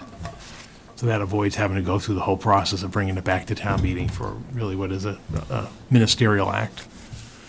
So that's the action on the spring annual town meeting bylaw approval. The next item is the American Rescue Plan Act. Again, I'm going to provide an overview of the presentation that I did back in July, but also just want to inform the board that this whole issue of the American Rescue Plan Act monies are still sort of being encumbered by two factors. Well, really, the one factor is the lack of an infrastructure bill in Washington is sort of delaying the state from adopting its American Rescue Plan Act process going forward, which really helps the town try to, coordinate its actions with what the state's doing under the program. And unfortunately, it appears now that the federal legislation won't get resolved for at least another month at best estimate at this point in time. But that being said, the state is continuing its hearings, other communities are holding hearings, and I think at the end of this, we'll discuss dates to get some public input in terms of how the money should be used. But to just go through the presentation and summarize, under the American Rescue Plan Act, the Coronavirus Local Fiscal Recovery Fund has 4 categories of eligible uses. And the key word is categories and eligible uses. There's a lot of leeway that's provided and guidance from the U.S. Treasury Office. And basically, it's to respond to the public health emergency with respect to COVID-19 or its negative economic impacts. There's a provision that it can be used to provide premium pay to employees who performed essential work during the COVID-19 public health emergency. It also can provide financial assistance to governments who incurred a reduction in revenue during COVID-19. And then the law also allows to invest in water, sewer, stormwater, or broadband infrastructure. And just to provide a little more illustrative types under these uses, under the public health response, it could include expenditure of these monies for vaccine programs, testing, contact tracing, mental health treatment, substance abuse treatment, capital investments in facilities to meet pandemic operational needs, and ventilation improvements, most notably what we've done at the schools during the past year. Addressing the negative impacts of COVID-19, the law allows these monies to be expended by municipal governments to assist workers and families by providing aid to unemployed workers, job training, survivor benefits to COVID-19 victims, supporting small businesses, speeding the recovery of tourism, travel, and hospitality sectors, and even rehiring public sector staff that was furloughed or eliminated during the pandemic. Under the category of providing premium pay for essential workers, again, the possibilities include staff at nursing homes, hospitals, and home care settings, workers at farms and food production sites, janitors and sanitation workers, public health and safety staff, truck drivers, transit staff, and warehouse workers, child care workers, educators and school staff, social service and human services staff. And then in the areas of investing in water and infrastructure, it's allowed to be used for the construction of water treatment plants, storage tanks, and distribution systems. It can be used to address non-source point pollution management programs. It can be expended on construction, improvement, and repair of wastewater treatment plants. And you can use it to manage, treat, reduce, or recapture stormwater or subsurface drainage water. What's prohibited under the statute is a lot clearer. You cannot use it to provide offsetting tax cuts, to restore stabilization funds, to fund debt service, to address borrowing costs, to match federal monies of federal funding and other programs, or to fund public pension obligations. The key thing to keep in mind is the funds have to be obligated by 3 years from now, December 31st, 2024, and they have to be expended by December 31st, 2026.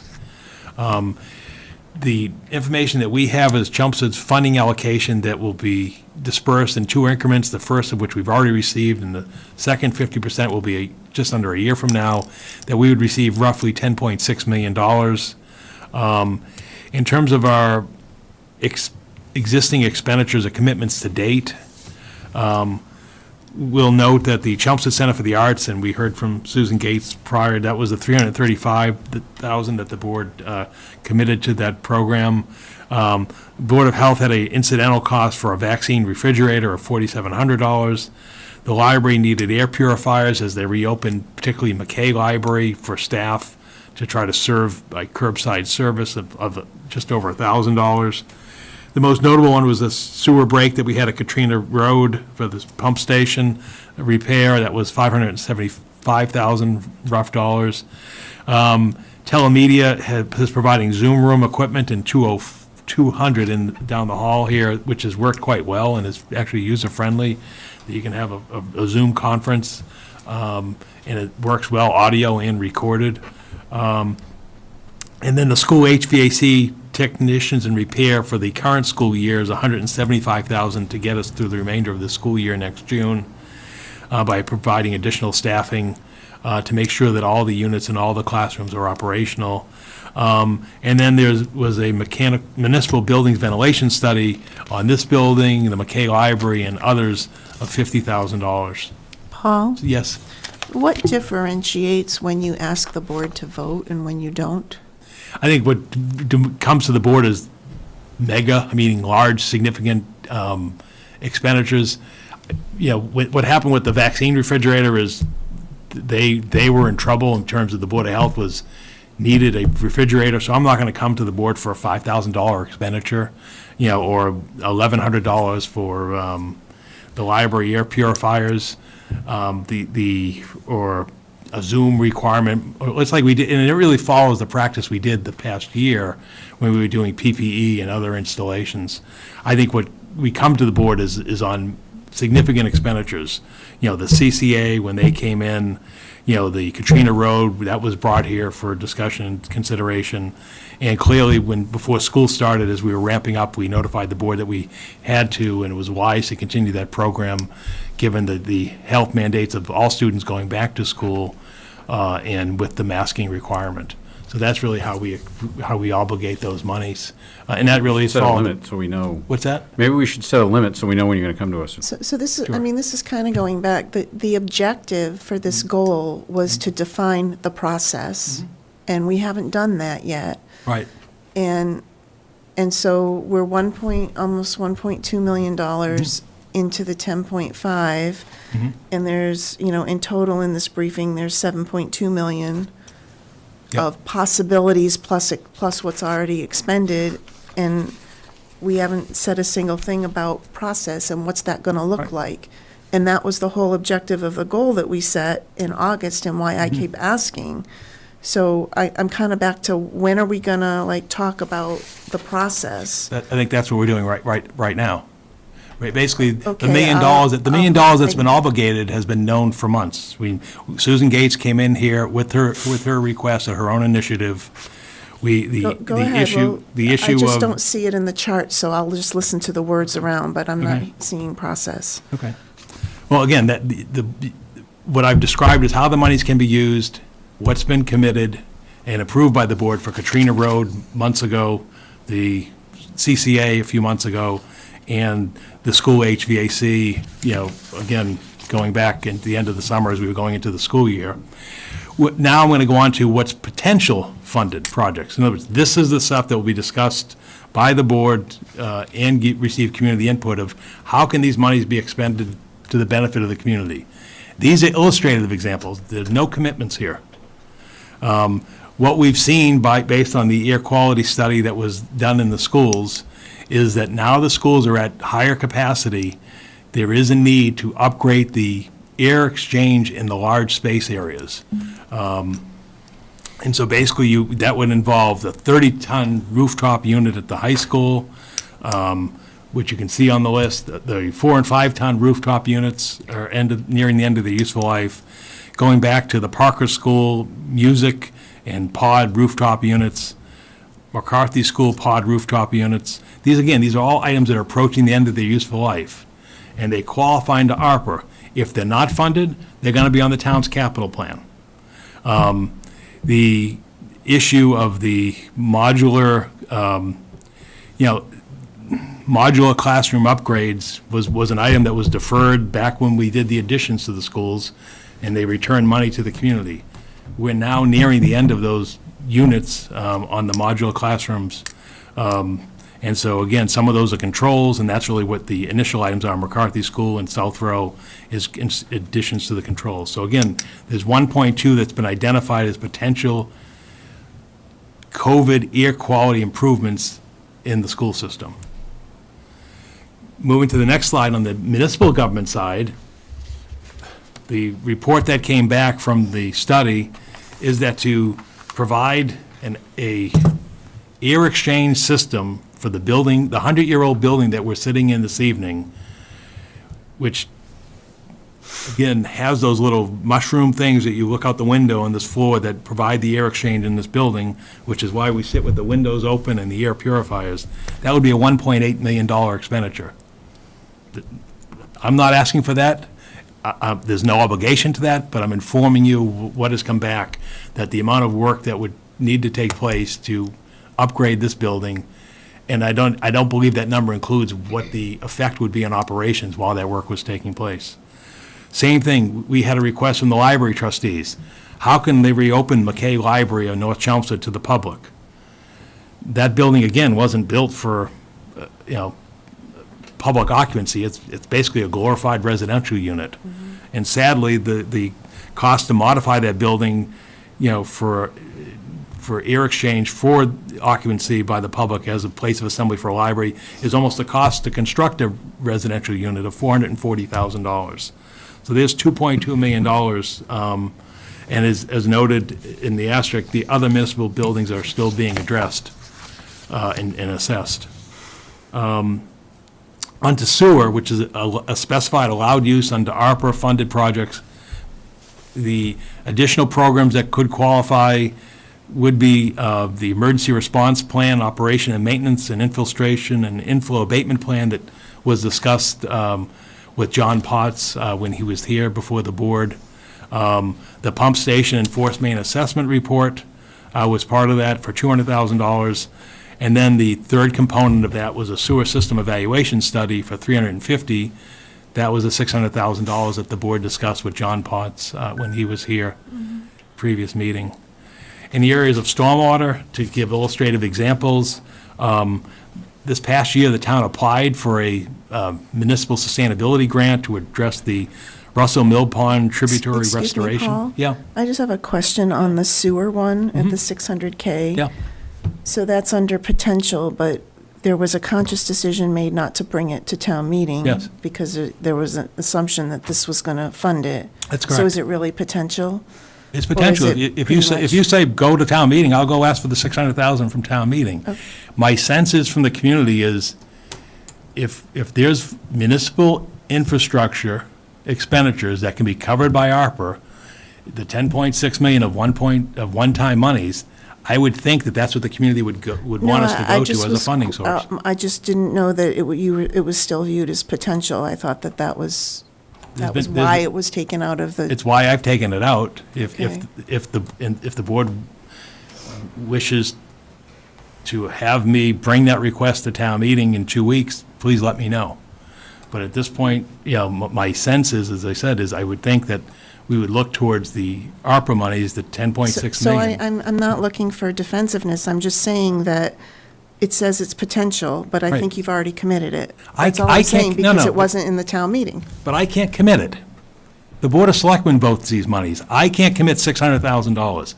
What I recommended to the board is that we not fund it from the town's free cash or the tax levy, but that instead we use it as an ARPA-eligible expenditure. Okay. Similarly, in addition to that, there are other sewer projects that we have a 5-year sewer construction list that goes into the millions of dollars that we can do, like we've continued to do, upgrading our pump stations, many of which are at the end of their useful life. I'm giving illustrative examples, not a comprehensive list. I'm trying to inform you by this presentation and the community what items could be eligible, and then what are some specific ones that we've seen identified in Chelmsford. Can I ask you just, Sure. and again, I'm not, no defense, I'm just saying, you've said it a few times, your sense from the community is that? Yeah. So when you say your sense from the community, Yeah. what does that mean? It means I've been in this town for 15 years, and I find Chelmsford to be a fiscally conservative community who basically is concerned about their taxes. And I've also heard that message from this board. What can we do to provide? That's fine. But I hear from this board about property tax relief, property tax relief, property tax relief. And then I get pushback from the board about, well, why are you not bringing things to town meeting? You're obligating ARPA monies. To me, that's consistent. That instead of going to the town's free cash or to the tax levy, that I would use one-time monies. And that's fine. That's I just my wanted to sense. understand when you say sense from the community, what that meant, that's all. That's my sense. I have a sense of working in this town for 15 years. Okay. And also I didn't know if you were hearing from someone in particular, if people were calling you, I just wanted to gauge what that was. Clear enough. Nobody's calling me. Okay, no, that's fine.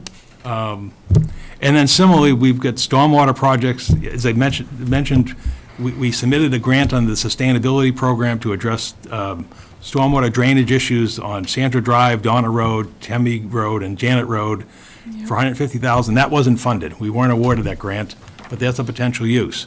Same thing, the Deep Brook drainage by Dunshire Drive. There's more to be done over there if you look at the entire scope of that project. That's another illustrative example. And again, you know, the list goes on, just like the road construction list goes on, but road construction doesn't qualify into this. And then other potential ARPA-funded projects are under what I'd characterize as the age-friendly, or basically livability components for the whole community.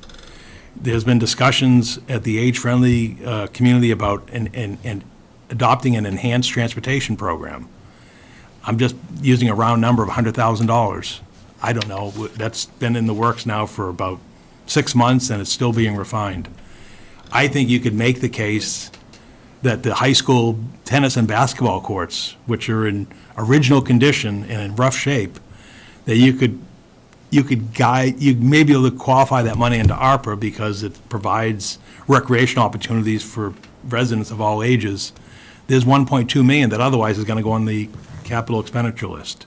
Highland Playground, $200,000. Again, I think could qualify into ARPA.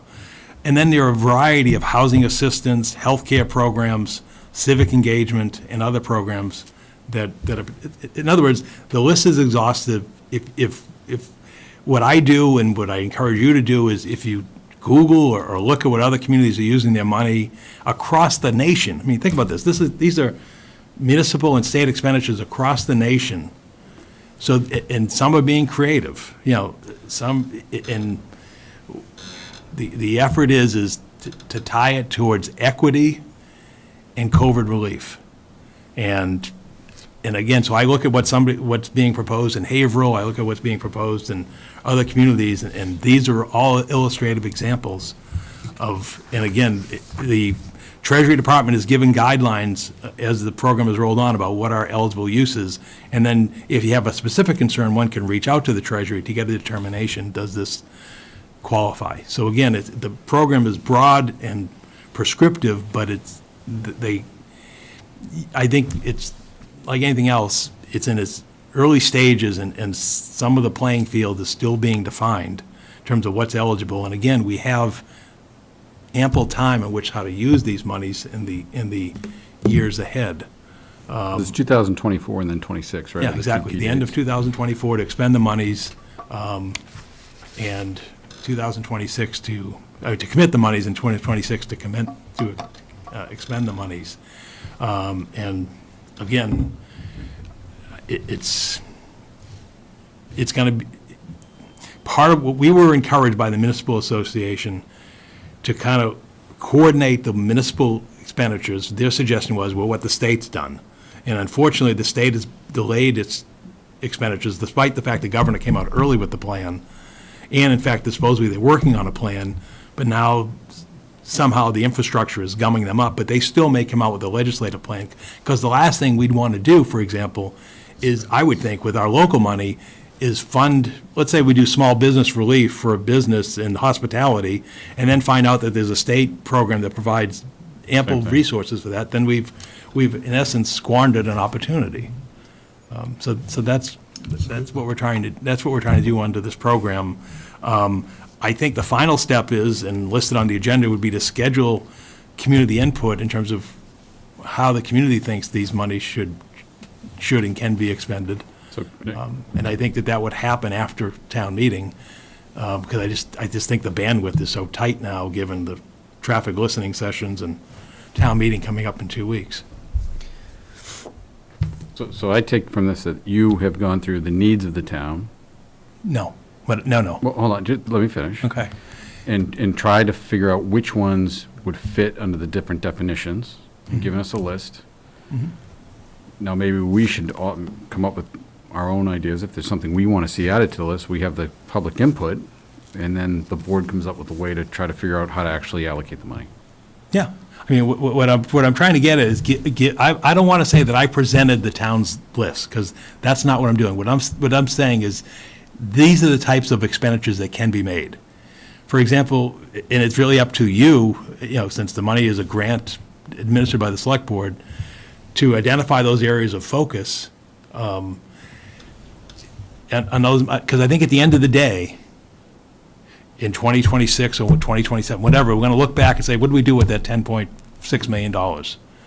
And a tenth of it is, we've spent a tenth of it already. Yeah, but I think wisely. I'm not arguing whether it was wise or not. I'm Right. just saying it's going to happen. I think if you kept going, Paul, with your knowledge base, you could have well gone over 10 million. Yes. I like, do. yes, and what it would do, for example, particularly in this, let me give you my bias on this. You heard from the finance committee, and you heard from the finance director and myself and others about the backlog in capital in this community. Yeah. And that doesn't even address the school issue in terms of a school project, whenever that may occur. Okay, because the school committee tomorrow night they're going to approve a revision to the Dorr-Whittier study that analyzed the school infrastructure. I think it was done about 8 years ago. So there's going to be another laundry list of school capital investments that are needed to maintain the quality of the school environment, because that's certainly less expensive than building 100+ middle, high, whatever school you're going to build.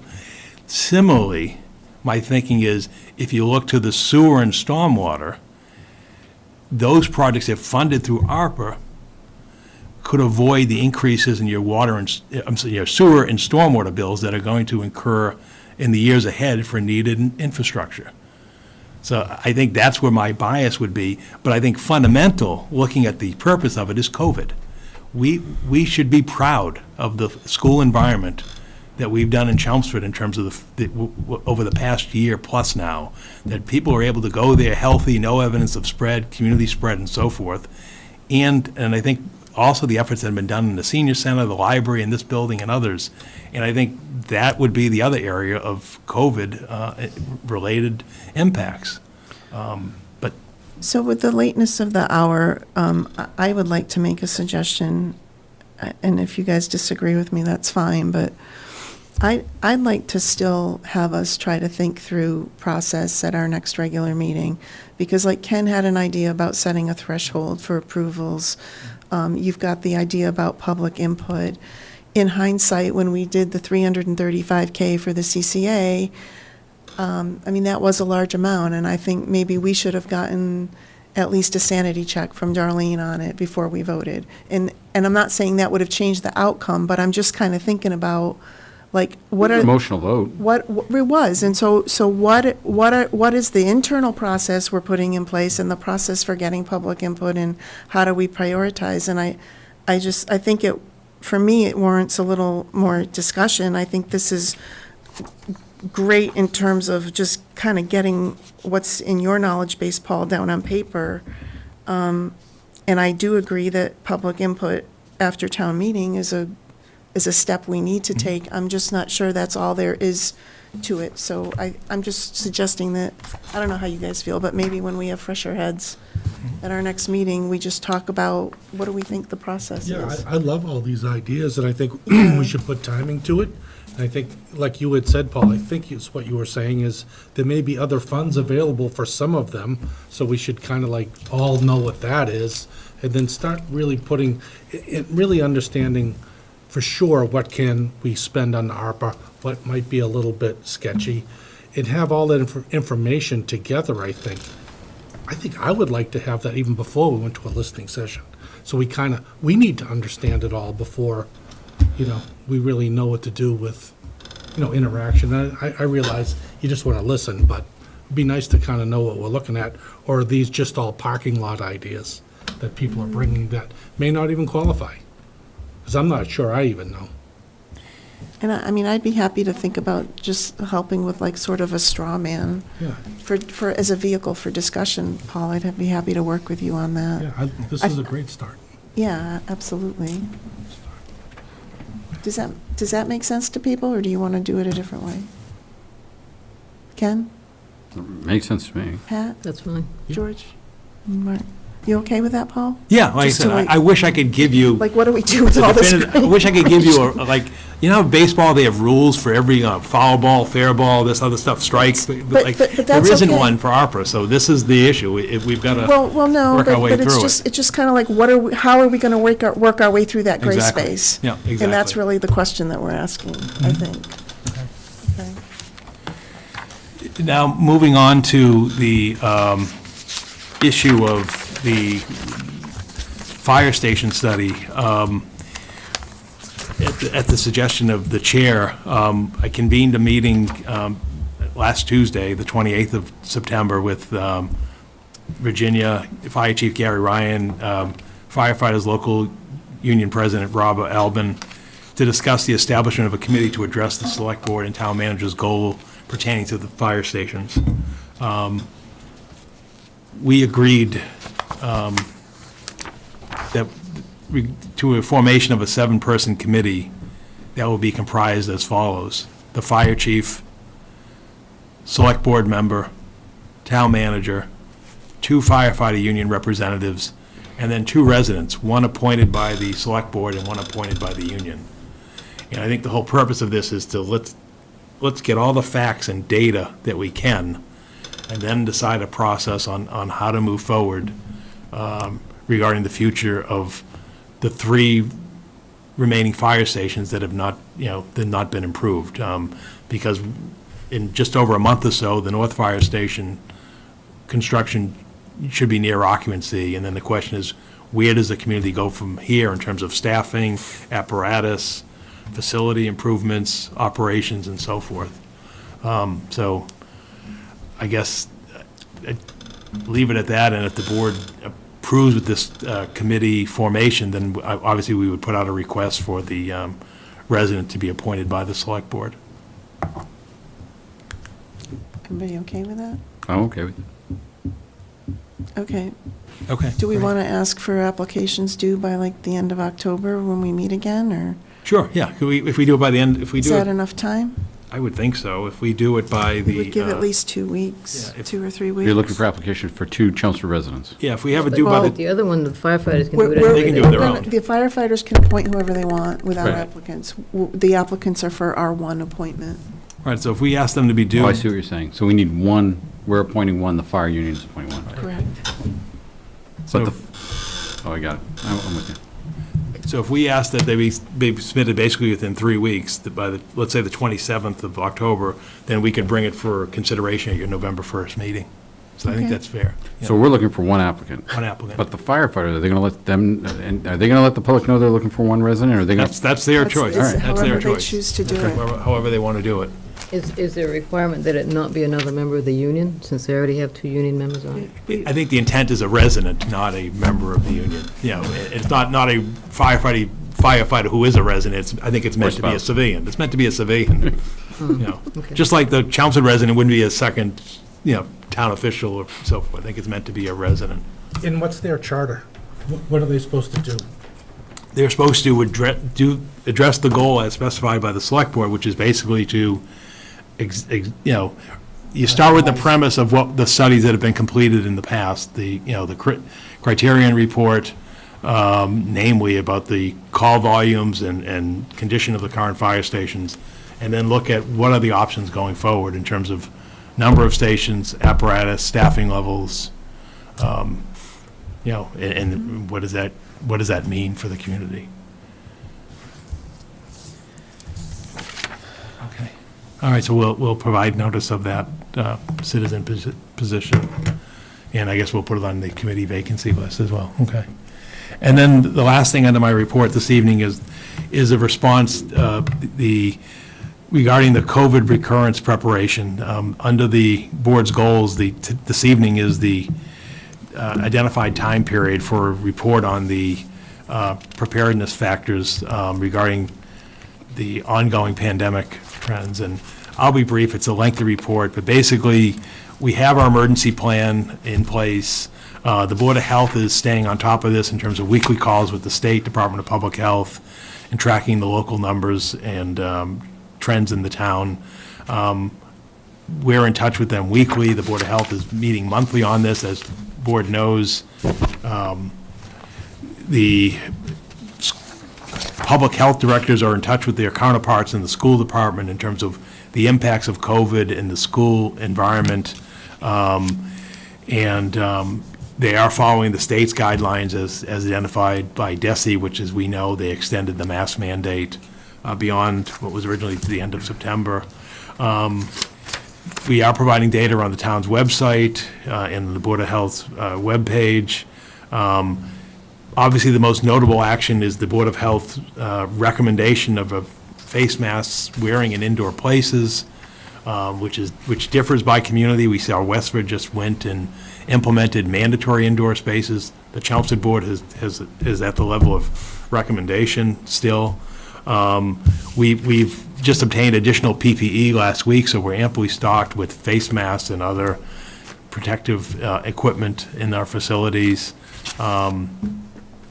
Again, going back to the air quality HVAC assessment, I touched on that earlier, so I won't go through that. But clearly, we've done a comprehensive assessment and have implemented and are providing a safe environment in the schools as well as the other municipal buildings.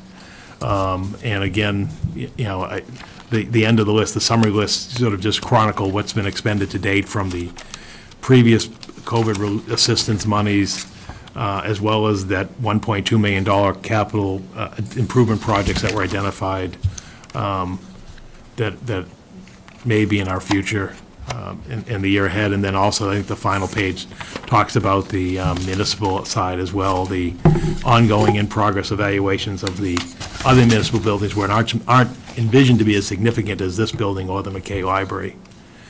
So that's sort of where we are as we stand, and I think, I know, Ken, you noted before the meeting, the COVID levels are receding right now, which is sort of, has some people scratching their head given that we're going more indoors. So this is a script that is unfolding as we encounter it. But I think at this point, I think we're in a reasonable space as a community in terms of preparedness and action, in terms of how we're addressing COVID thus far.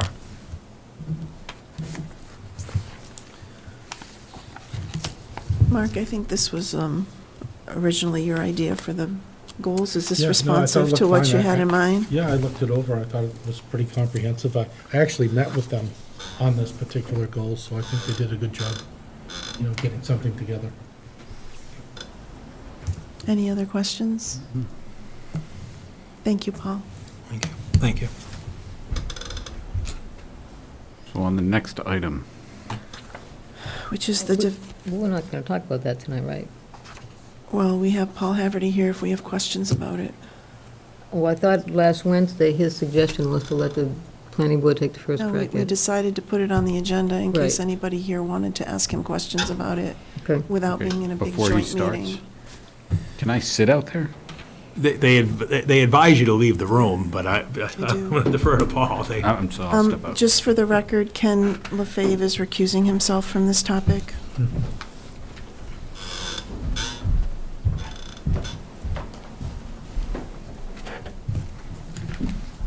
Is there anything you want to say in summary, Paul? Or, I mean, we had our discussion at the joint meeting last week.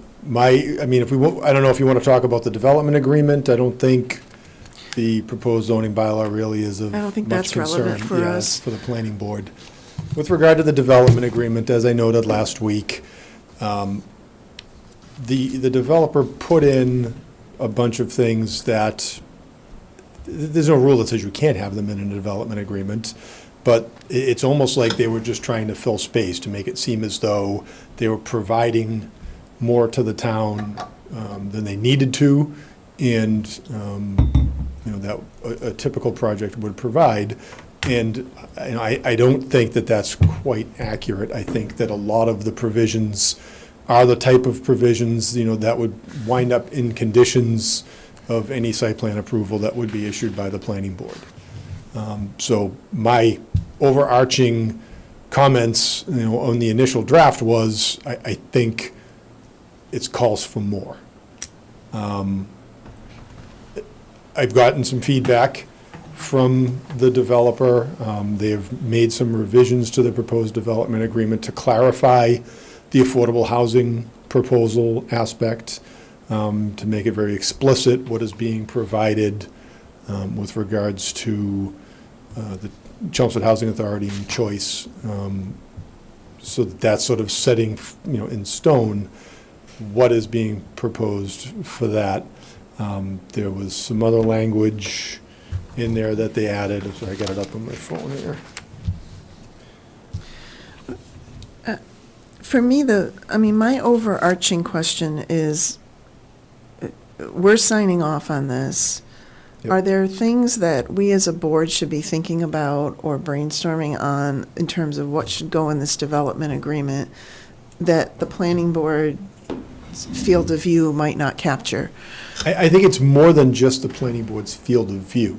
I think the question is in terms of mitigation, in terms of asks that the town is going to make of the developer, it really needs to come from the select board, at least with regards to the types of asks that wouldn't properly be included in a site plan approval decision by the planning board. So that if the town wants to ensure it's getting whatever type of mitigation it's looking for, that should be encapsulated in the development agreement. Give me an example of that, Paul. As a very, basic level, I was involved in the drafting of a development agreement of a project down in Easton, where the developer agreed to pay over $9,000 per unit to the town. Now, a lot of that was being directed towards needed upgrades to the sewer system, that they wouldn't be able to have a project without getting those sewer upgrades.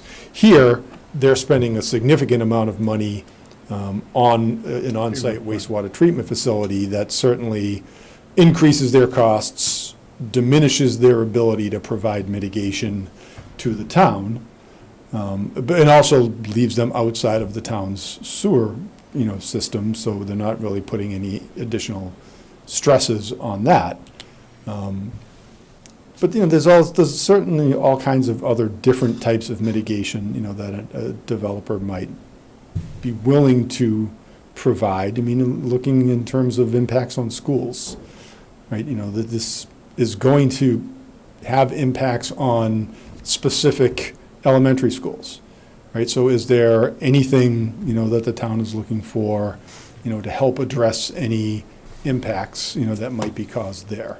We have stormwater initiatives ongoing. Is there anything that they can do to help, assist the town in meeting its stormwater requirements and addressing impacts that are, related to their development perhaps, but go somewhat beyond their development? These are the sort of topics that can be broached with a developer when you're dealing with something that's sort of a large project that's looking for relief from the town, and they're looking for support from the select board for it. That's the opportunity for the select board, to ask for some things that it might not otherwise be able to obtain from a developer. So again, given the lateness of the hour, would it make sense to maybe at our next regular meeting just come with some categories of things that we can talk about, or is the onus on the developer to come back with something better? Well, I think that the developer has sort of put forth their initial proposal. They've made it clear to me, that is essentially what it is, an initial proposal, and they're looking for feedback from the town. So I think that the onus is really on, the select board, if there is anything above and beyond that you are looking for in order to garner your support, you need to let that developer know. And I think they're planning on, and the planning board's coming, your next regular meeting on the 19th, which is 2 weeks from tomorrow. I think that's when they plan to regather to, determine where we're at and how we move forward again. Because if you remember that schedule from that evening, they're meeting, the planning board's meeting tomorrow night, Wednesday night, and for a work session. And then I think from that work session, they were going to come back here on the 19th and then discuss moving forward with the zoning bylaw and the development agreement, and potentially signing a warrant for a special town meeting on the 25th, if the goal is to meet that November 22nd town meeting date. I think what I see from the perspective of it is what council says is, well, what's the town looking for? I'll give you an example. There was discussion there about increasing affordability beyond 15%. Well, how far much beyond 15%, and then what's that going to cost? Because obviously, that's a direct cost if you're taking a market unit to an affordable unit. And then what's the public benefit of that? Obviously, it's a benefit for the people who get those units. But even something different from that on the site was, I remember at the first hearing, I suggested, well, what about that area by the roadway that's the park, wetland area? Would it be possible to add some kind of a public amenity there, a walking park, a trail, or whatever? Thus far, if you look at their plans, they have nothing proposed for that area in the front of the property. And then when I mentioned the possibility about are there any sidewalk or other upgrades, they came back and said that their study of the area showed the entire area was sidewalked and serviced by MBTA site. So then the question becomes, well, then what public benefit, and as council says, would the community want from this in terms of either linkage, meaning an off-site type of benefit, or on-site? So I think that's kind of what they're looking for, and I agree. They kind of indicated when they were here for the joint meeting with the planning board that they were flexible to hear additional sources of mitigation, but I also took away from that meeting, Paul, I don't think the planning board feels comfortable with a November 22nd deadline. Well, again, we'll find out. So, right. I don't know. So that's why I'm saying, I think, I don't know, my gut says we have a little more time to work on this than just October 25th. What I sense from there is, and council can correct me, is the zoning bylaw is probably not that far from what would be a finished product, and that the development agreement should be signed by the time of town meeting, but needn't be signed prior to the calling of the town meeting. Correct. So, again, I'm just reading my... Meaning, even if they're working toward November 22nd, we would have until sometime in November to finalize the development agreement? Yes. Although if I'm the developer, I'm not sure I want to set that town meeting date in stone without the development agreement being completed. Right. Because, that's going to be the hook that gets the support of the select board. Right. And if they don't have the support of the select board, I don't see them moving forward. Right. But on the other hand, they want a quick decision, too. Yeah, No, I'm just saying, that's the No, I know. Correct. I wasn't coming even from. sure where the planning board stood on this project. Right. We I may didn't know hear any tomorrow. words. We may know on Wednesday night. Yeah, I'm not even sure. Pat, what were you going to say? Yeah. I was just going to say, given our schedules, I mean, you keep saying on the next meeting. I don't know what day you mean by that next meeting. And it sounds like it's getting to be a longer meeting than what this one is. I'm also not comfortable with anywhere near committing to a November 22nd town meeting. I mean, because I think given the composition of this board, we're all going to have different ideas about what we want to see in that. I don't think it's something that we're going to be able to knock out in an hour or two. That's going to take several iterations, I think. I think so. I mean, I think it's going to take some back and forth with the developer in terms of what they're comfortable providing. I don't think they're going to agree or, deny a specific request, at one of your hearings. They're going to have to go back and sharpen their pencils and determine, what works financially and what doesn't. Pat, are you thinking that it's like a separate work session to sit down with Paul and council and? That might not be a bad idea. I mean, that's a possibility. Maybe something. Because we can't continue to start having this conversation at 9:00 at night. We'll never. I mean, maybe we could do an afternoon meeting like we've done other things before, Are you guys amenable to that, or what do you think? Yeah, be okay. George? Just depends on when. Available. I'm amenable to anything. Not this month. Yeah, it just depends on when, yeah. Helps the project come out the way everybody would like to see it, the best.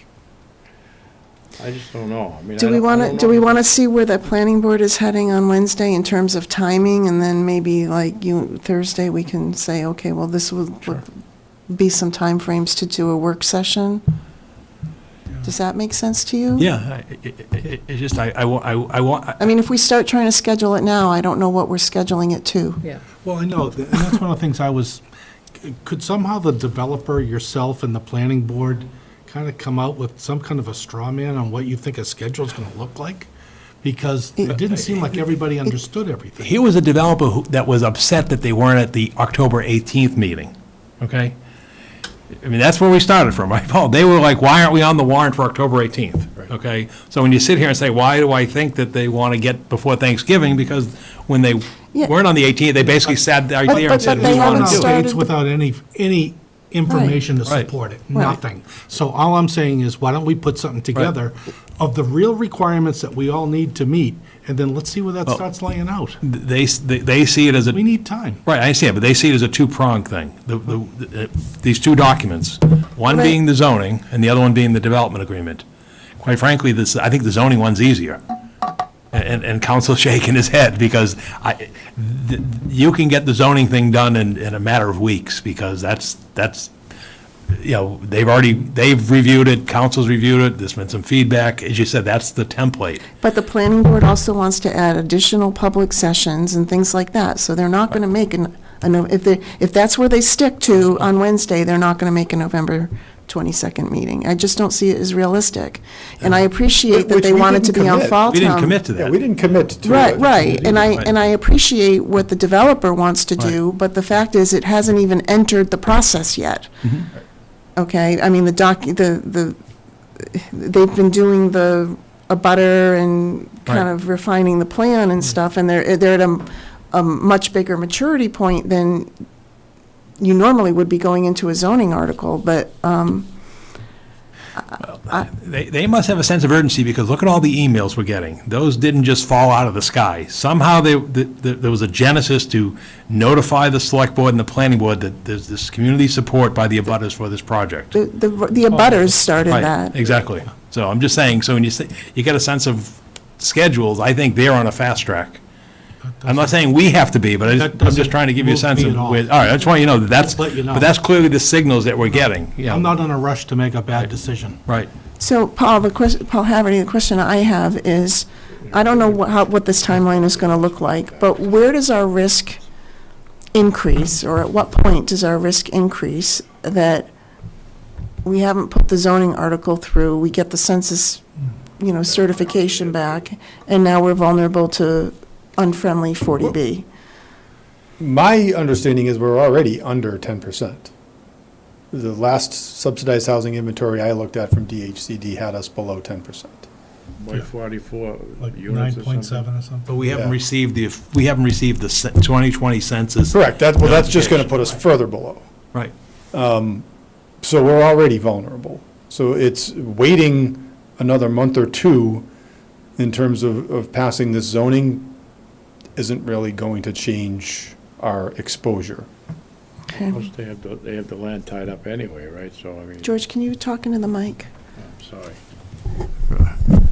But they have the land tied up anyway, right? I mean, they have an option. I'm sure they'll have to pay a little bit more to extend it or whatever, but. Yeah, I don't have any details in terms of Well, the I status mean, I of don't their know, ownership, but I don't think Sure, they're not that's. spending all this money, though, Paul. Yeah, I don't think that's really the concern. I think that they have a sense that I think they wanted to impose something of a goal for the town to shoot for. And I think that the best that the town can do is move forward in good faith and negotiate with them, and, make best efforts to reach that goal. But I don't see it as being a hard and fast deadline that the town has to stick to. So if we're not ready when we get to that point, then we're not ready. So where we are right now is Paul and I will pick some dates for maybe a daytime work session to meet for a couple hours with something separate from a regular meeting. Yes, sounds good. All right. Paul, I mean, I'm curious for both of you guys, because you've done this more. How much do you think it's going to fall out from the zoning? So in other words, when they put the zoning in place, the planning board's probably going to want something more than what they could put in the zoning based on input they've received, et cetera, the plans they've looked at. A lot of that is what is going to come our way, right? to go into the development plan. So plus for whatever it is instance, we want. in order to qualify under the housing choice legislation, they have to have, a minimum number of units per acre. But their proposal is actually below that limit. Okay, so that would be contained in the development agreement because it can't be in the zoning bylaw, or otherwise it wouldn't qualify under that housing By choice rule, legislation. So that's something, that is necessary to be in the development agreement, and that's something that's a limitation. As I stated, in our joint meeting, what we want to make sure is that we don't put language in the development agreement that limits the ability of the planning board to impose the type of typical conditions that would be imposed on a site plan approval. Because there is very specific language, regarding traffic and parking and, peer review fees and things of that nature, that the developer is proposing to commit itself to. But that doesn't necessarily mean that that's, as far as the planning board is going to want to go in their process. So whatever the development agreement states, it's gotta be very clear, that this is a baseline and that additional conditions can and may be imposed during the approval process. Okay. Thank you. Can we call Ken back in?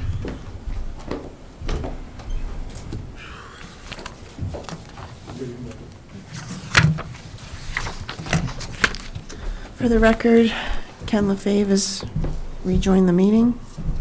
The next thing we have is the approval of the regular session minutes for June 30th of 2021. This was actually a joint meeting, it wasn't a regular meeting. You're right. Planning board. It says joint with the planning board in the meeting minutes title. So this is approval of the minutes of the joint planning board select board meeting of June 30th. I actually didn't attend that. We're gonna have to only- invoke the rule of necessity in order to approve these, aren't we? Because only members- two of us were there. Right, yeah. Yeah. So that means you can, if we invoke the rule of necessity. Yes, Oh, I can? yeah. That's what the rule of necessity is. If you don't have enough, I've never heard of it, so Oh. Neither have I. oh, okay. sounds like a, What is it? Rule of necessity states that if everybody that should recuse themselves recuses themselves, and that doesn't leave enough, a quorum left to vote on a particular issue, then everybody can vote, because you have to in order to move forward. So you can't have a vote of two? Correct. Right. It's not a quorum. Okay. there we go. I'll make a motion to approve the June 30th, 2021 joint meeting minutes of the Select Board and Planning Board. I'll second it. Any other discussion? All those in favor? Aye. Aye, 5-0. I don't see any press. Oh, sorry. Liaison reports. Pat?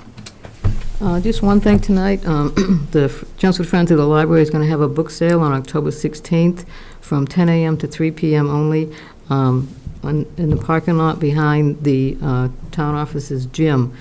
There's going to be lots of fiction for sale, mystery, suspense, science fiction, fantasy, a lot of large print books. There's going to be some nonfiction, but a limited amount of biography, history, cookbooks, science, and social sciences. Prices are going to be consistent, $2 per adult book, $1 per children or teen book. If you can help with the setup or during the sale or after the close of the sale, you're asked to please email the head of the Chelmsford Friends at chelmsfordfriends@gmail.com. Again, that's October 16th from 10 a.m. to 3 p.m. Looking forward to a good turnout for that sale. Thank you. George? Also, thanks. Mark? All set? Ken? I just have one quick question. I get some feedback from one of the Vigilar licenses we approved, and, the Chelmsford Pizza was asking how we could approve Chelmsford House of Pizza when theirs is Chelmsford Pizza. We don't have any control over a business name, right? No. And we don't have any authority to police the names that come in front of us? Not that I'm aware of, I've never come across that. We have the authority to regulate their name, yeah. That gets filed with the state. Yeah, Yeah. Well, if it's a business certificate, it's the clerk's office, but I don't think, we can't regulate what somebody uses. If their names are too close, we can't make that judgment call. No, Okay, I just said I'd not ask. to my knowledge. And then I just had one other quick question. Who's driving the Mustang Mach-1, the brand-new? Health director. Okay. I saw that outside when I got out of my car, and I said, wow, that's a nice car. Health director historically has had a take-home vehicle. That's the new all-electric vehicle. Wow, it's nice. All right, that's, I don't have any other liaison reports. I just have a couple things from the school committee. The school committee is having Doran Whittier, the firm that did the comprehensive facilities study of the school department buildings a few years ago, come in to review their progress. They are going to be holding a number of public input sessions in October and November, and the first one is this Thursday night, October 7th at the Chelmsford Elks, and you can see details about the event on the Chelmsford Public Schools website. And then, as Lisa mentioned, the H-Friendly Initiative and the Senior Center are collaborating to partner with the Discovery Center. That's a nonprofit dedicated to increasing civic engagement for older adults. And they plan to open their own Discovery Center at the Senior Center with volunteers who want to help people find their purpose after retirement. So for anyone who wants to learn more about that, they are having an information session at the Senior Center this Thursday, on Thursday, October 21st at 1 p.m. And I will entertain a motion. I will make a motion that we adjourn to executive session, not to return, to consider the value of real property at 1 Bellwrecker Road and review executive session minutes. I second the motion. Motion and a second. Pat? Aye. George? Aye. Mark? Aye. Ken? Aye. And I vote aye.